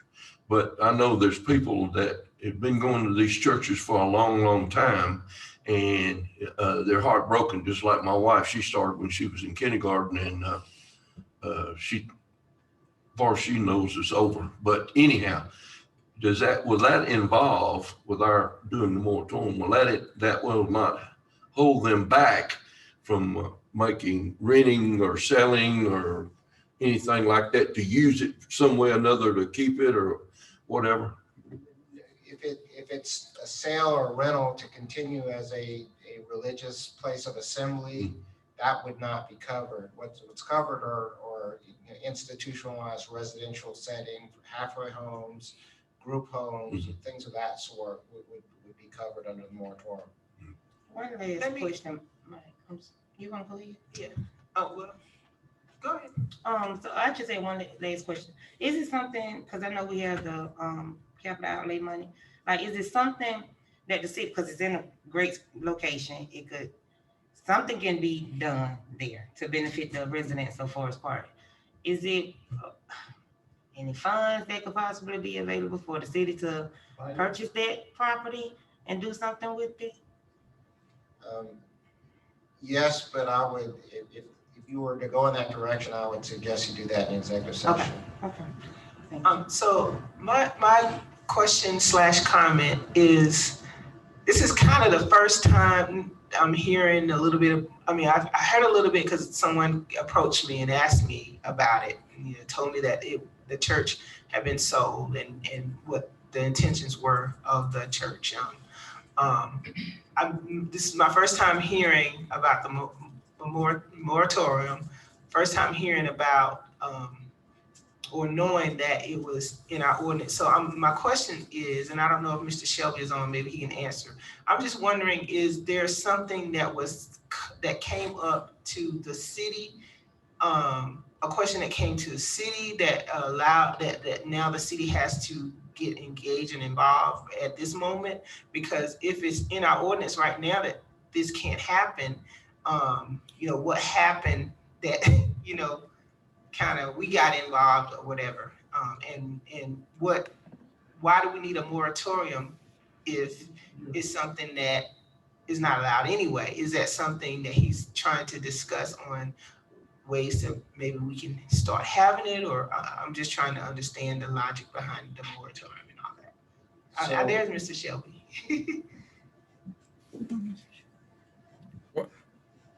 This is James Shelby, city planner for the city of Forest Park. There's two issues. One is that Councilwoman Wells asked us to do the moratorium. And second, we don't allow group homes or halfway homes because there's no ordinance about it. There's no way to regulate it. So we don't have anything on the books. This was something that I had already asked the consultant to take a look at.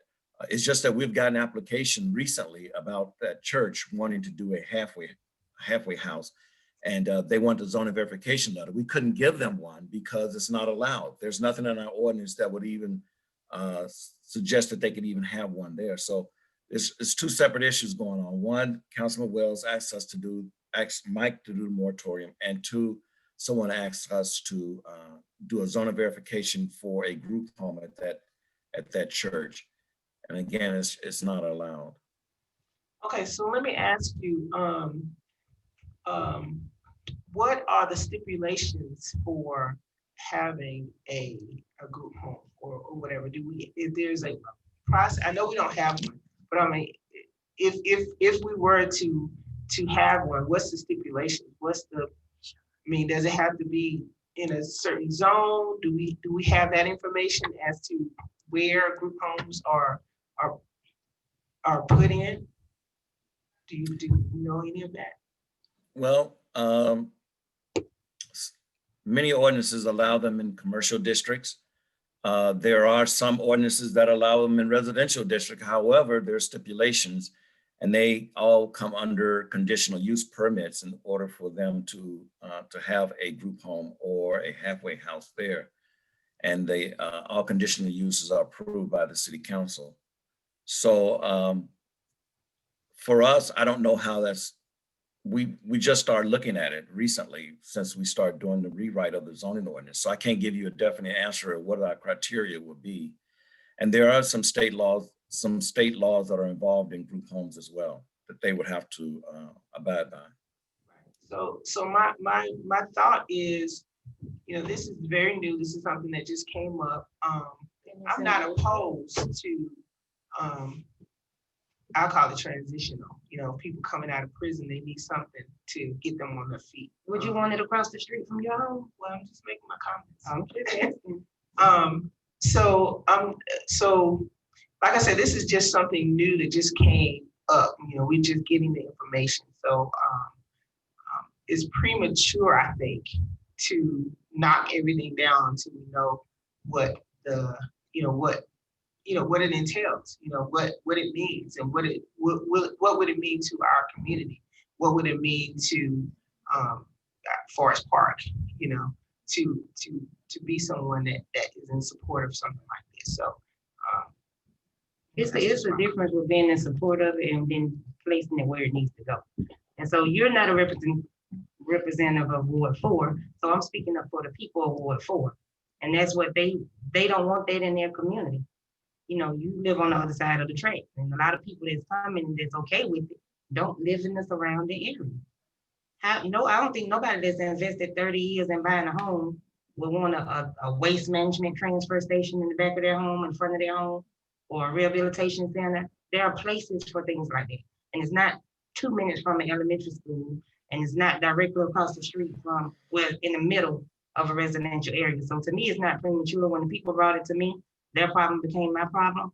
And so for someone to stay on the other side of the tracks to feel like it's okay to go in a residential area, I'm trying to get ahead of the issue. So like I said, when they came to me, it became my issue. And so I did what I thought I should do as a representative of Ward 4. And so whatever we need to do to get the people what they want, that's what I want to do. Whether it's a moratorium or whatever it is, it doesn't need to happen because the people don't want it. Councilwoman James? No, I was just gonna say that, I don't even know, like I said, this is very new. Don't even know anything, don't even know if that. The only premature conversation, I would say the only pre-conversation that I had was this particular person said that it was gonna supply food and information. I don't know about how, I don't know if they're gonna be housed there. I don't know. Yeah. I don't know, I don't know any of that. So that's what I'm that's saying. the thing. That's why I say it's premature, because we don't know. You may have the information, Councilwoman. Right, it's in my ward. I would have it. Right. It's in my ward. But I'm just saying, the church, the people, it's a lot to it. That's why I'm having the town hall meeting. The people, it's no need for Ward 4 residents. But the people in that area, don't want it. And so if they don't want it, who are you, or is somebody else that don't live nowhere close to it to say, I don't have more information. Well, they have all the information that they need. And when they reached out, again, it became my problem. Ward 4 is known as the dump because there's a dump in the middle of the ward. And you mean tell me it's okay to dump another business that should be in a commercial area when we already have one in the city limits? That's okay. Like, you were willing to go back and forth about that when it's not affecting the people in your area? It's not affecting I like you? to get information, that's all. So Mike, let me ask you, we're not essentially like voting on anything right now, but this goes to the next council meeting, regularly scheduled council. The law allows you to impose a moratorium in situations exactly like this in order to maintain status. But are we voting on doing the moratorium now? Yes. Oh, we are. Yeah. Well, I'd like to Okay, make a so- comment about Ms. James. That if it's already, we already got against it, why are we moratorium? That's what Mr. Shepard was just explaining. There's two parts of it. Isn't that what he just said? Well, then that, I agree. So Mike, can you state what the motion would be? If it's the will of council, a motion would be in order to impose a moratorium on the acceptance of any applications for halfway homes, transitional group homes, and similar facilities for 180 days. I don't understand why are we even accepting them? If we already have a rule that I'm lost. So again, the code does not provide for them. So our position is that they're not allowed. And so, in the legal community, we have a concept called belts and suspenders. And you have a belt that says it's not allowed, but you wear the suspenders just in case something goes wrong with the belt. And so in this case, out of an abundance of caution, imposing a moratorium, since you have your staff looking at how to regulate this in the future, that would just be an additional protection to make sure that no unforeseen problem arises where you have an applicant come in and say, well, no, it is allowed, and now we're going to fight it over. Thank you. So when it's brought back to us, if things is not suitable to the neighborhoods and the council, that we can extend the moratorium or just leave it as is. Well, hopefully between now and 180 days, you would have provisions to address it. But if necessary, you could extend the moratorium if you don't have a solution between the now and then. I have a question. So if we, Councilwoman Wells mentioned there is one here. So how did that one get established if we don't have? That's why you need the moratorium. I have no information on that. Where's it at? overall for Forest Park. So can you repeat the motion, please? Down Oh, yeah, I know what you're saying. A motion to impose a moratorium on the acceptance of any applications for group homes, halfway homes, or any other form of institutional transition housing or similar businesses for a period of 180 days. I got a point of order. Yes, sir. The one that Ms. Wells is talking about there, at Old Dixie, that was government instrumental. They chose that and done it. They didn't ask anybody. And see, that's the thing. That's why. And I think if they, you know, if the state is a legal point, if the state comes in and overrides the city, what do we do about that? And I'm glad you brought that up, Councilman Mears, because that's exactly what's happening. The state is trying to purchase it to do that. And so these people at the church, they just want to sell. They just want to sell the church. So they're telling people whatever Councilwoman James heard, so that they can just get it done, get the sale done. So yeah, that's why the moratorium. Well, would we be better off just to let the law stand as it is, or do we need to get in the fight? Will the moratorium stop them? So group homes and all these types of facilities, they still have to comply with local zoning ordinances. And so that would be the position we would take. Now, if it was a state facility owned and ran by the state, then there would be a potential argument as to whether they could do that or not. But as I understand this is a nonprofit that is looking to utilize a facility and get state funding to operate. So it's a little different than a state facility coming in. Well, I know this for a fact because I go over there and pick up their transport vans over there behind the farmers market or Georgia Power. There's on the access roads, there's one over there. They go out and work every day, but they lock them up at night. They incarcerate them at night. And I didn't know when Ms. Wells knew about that one or not. The reason I know about it is because we pick up their van. But that's two within a mile and a half. One's on Old Dixie and the other one's right there on the access road. So, you know, I don't know how or what they do or what they can do to come in and just say, oof, I'll put one right here. So, you know, that's something that we need to know because it's, like she said, that's two, and this would be three. So it's just getting, you know, I think that's what. Yeah, I think just to add to that, I think, you know, a moratorium will be in place so we can establish, you know, some rules on this. This is not saying that Forest Park is like against rehabilitation places or any of these things, but I definitely would not want a halfway house in a residential area by a school or any of those things.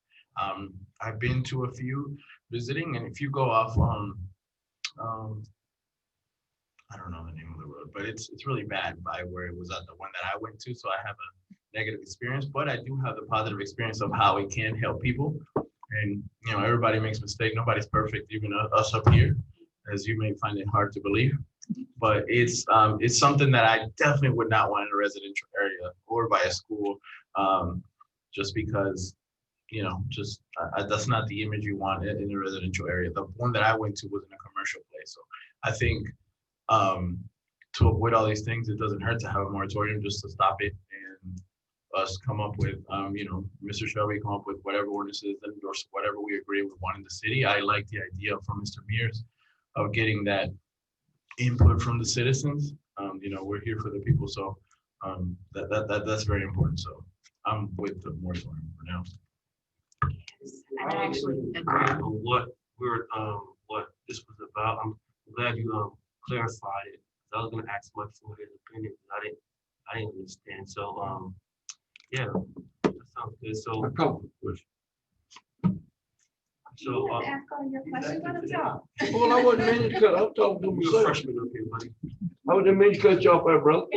So is that something that you support? Yeah, well, I advise that out of abundance of cautious to make sure you maintain the status. I got you. And then if it's something, I guess later on down the line, once everything is together that we choose not to move forward with, then we can proceed accordingly in that regard. All right. So, the question, Can I talk, man? we're gonna do the question now. I know, that last bathroom trip. Is there a motion to impose a moratorium on the acceptance of group home? Propose or? Impose. Madam Mayor, motion would be in order to impose a moratorium on the acceptance of any applications for group homes, halfway houses, or any other institutionalized transitional residential settings or similar businesses for a period of 180 days.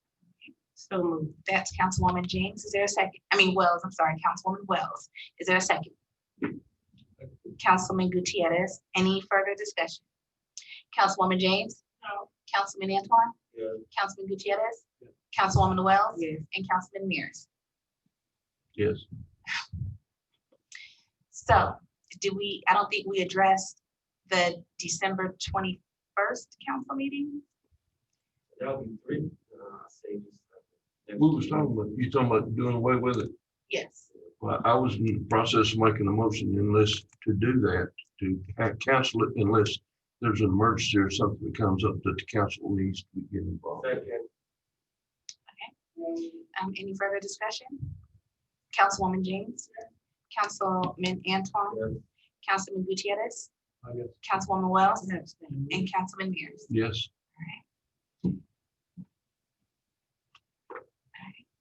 So unless there's any pressing matters that arise, we will have our special call meeting on December 19th, and that would officially be our last council meeting of the year. And without further ado, is there a motion to adjourn?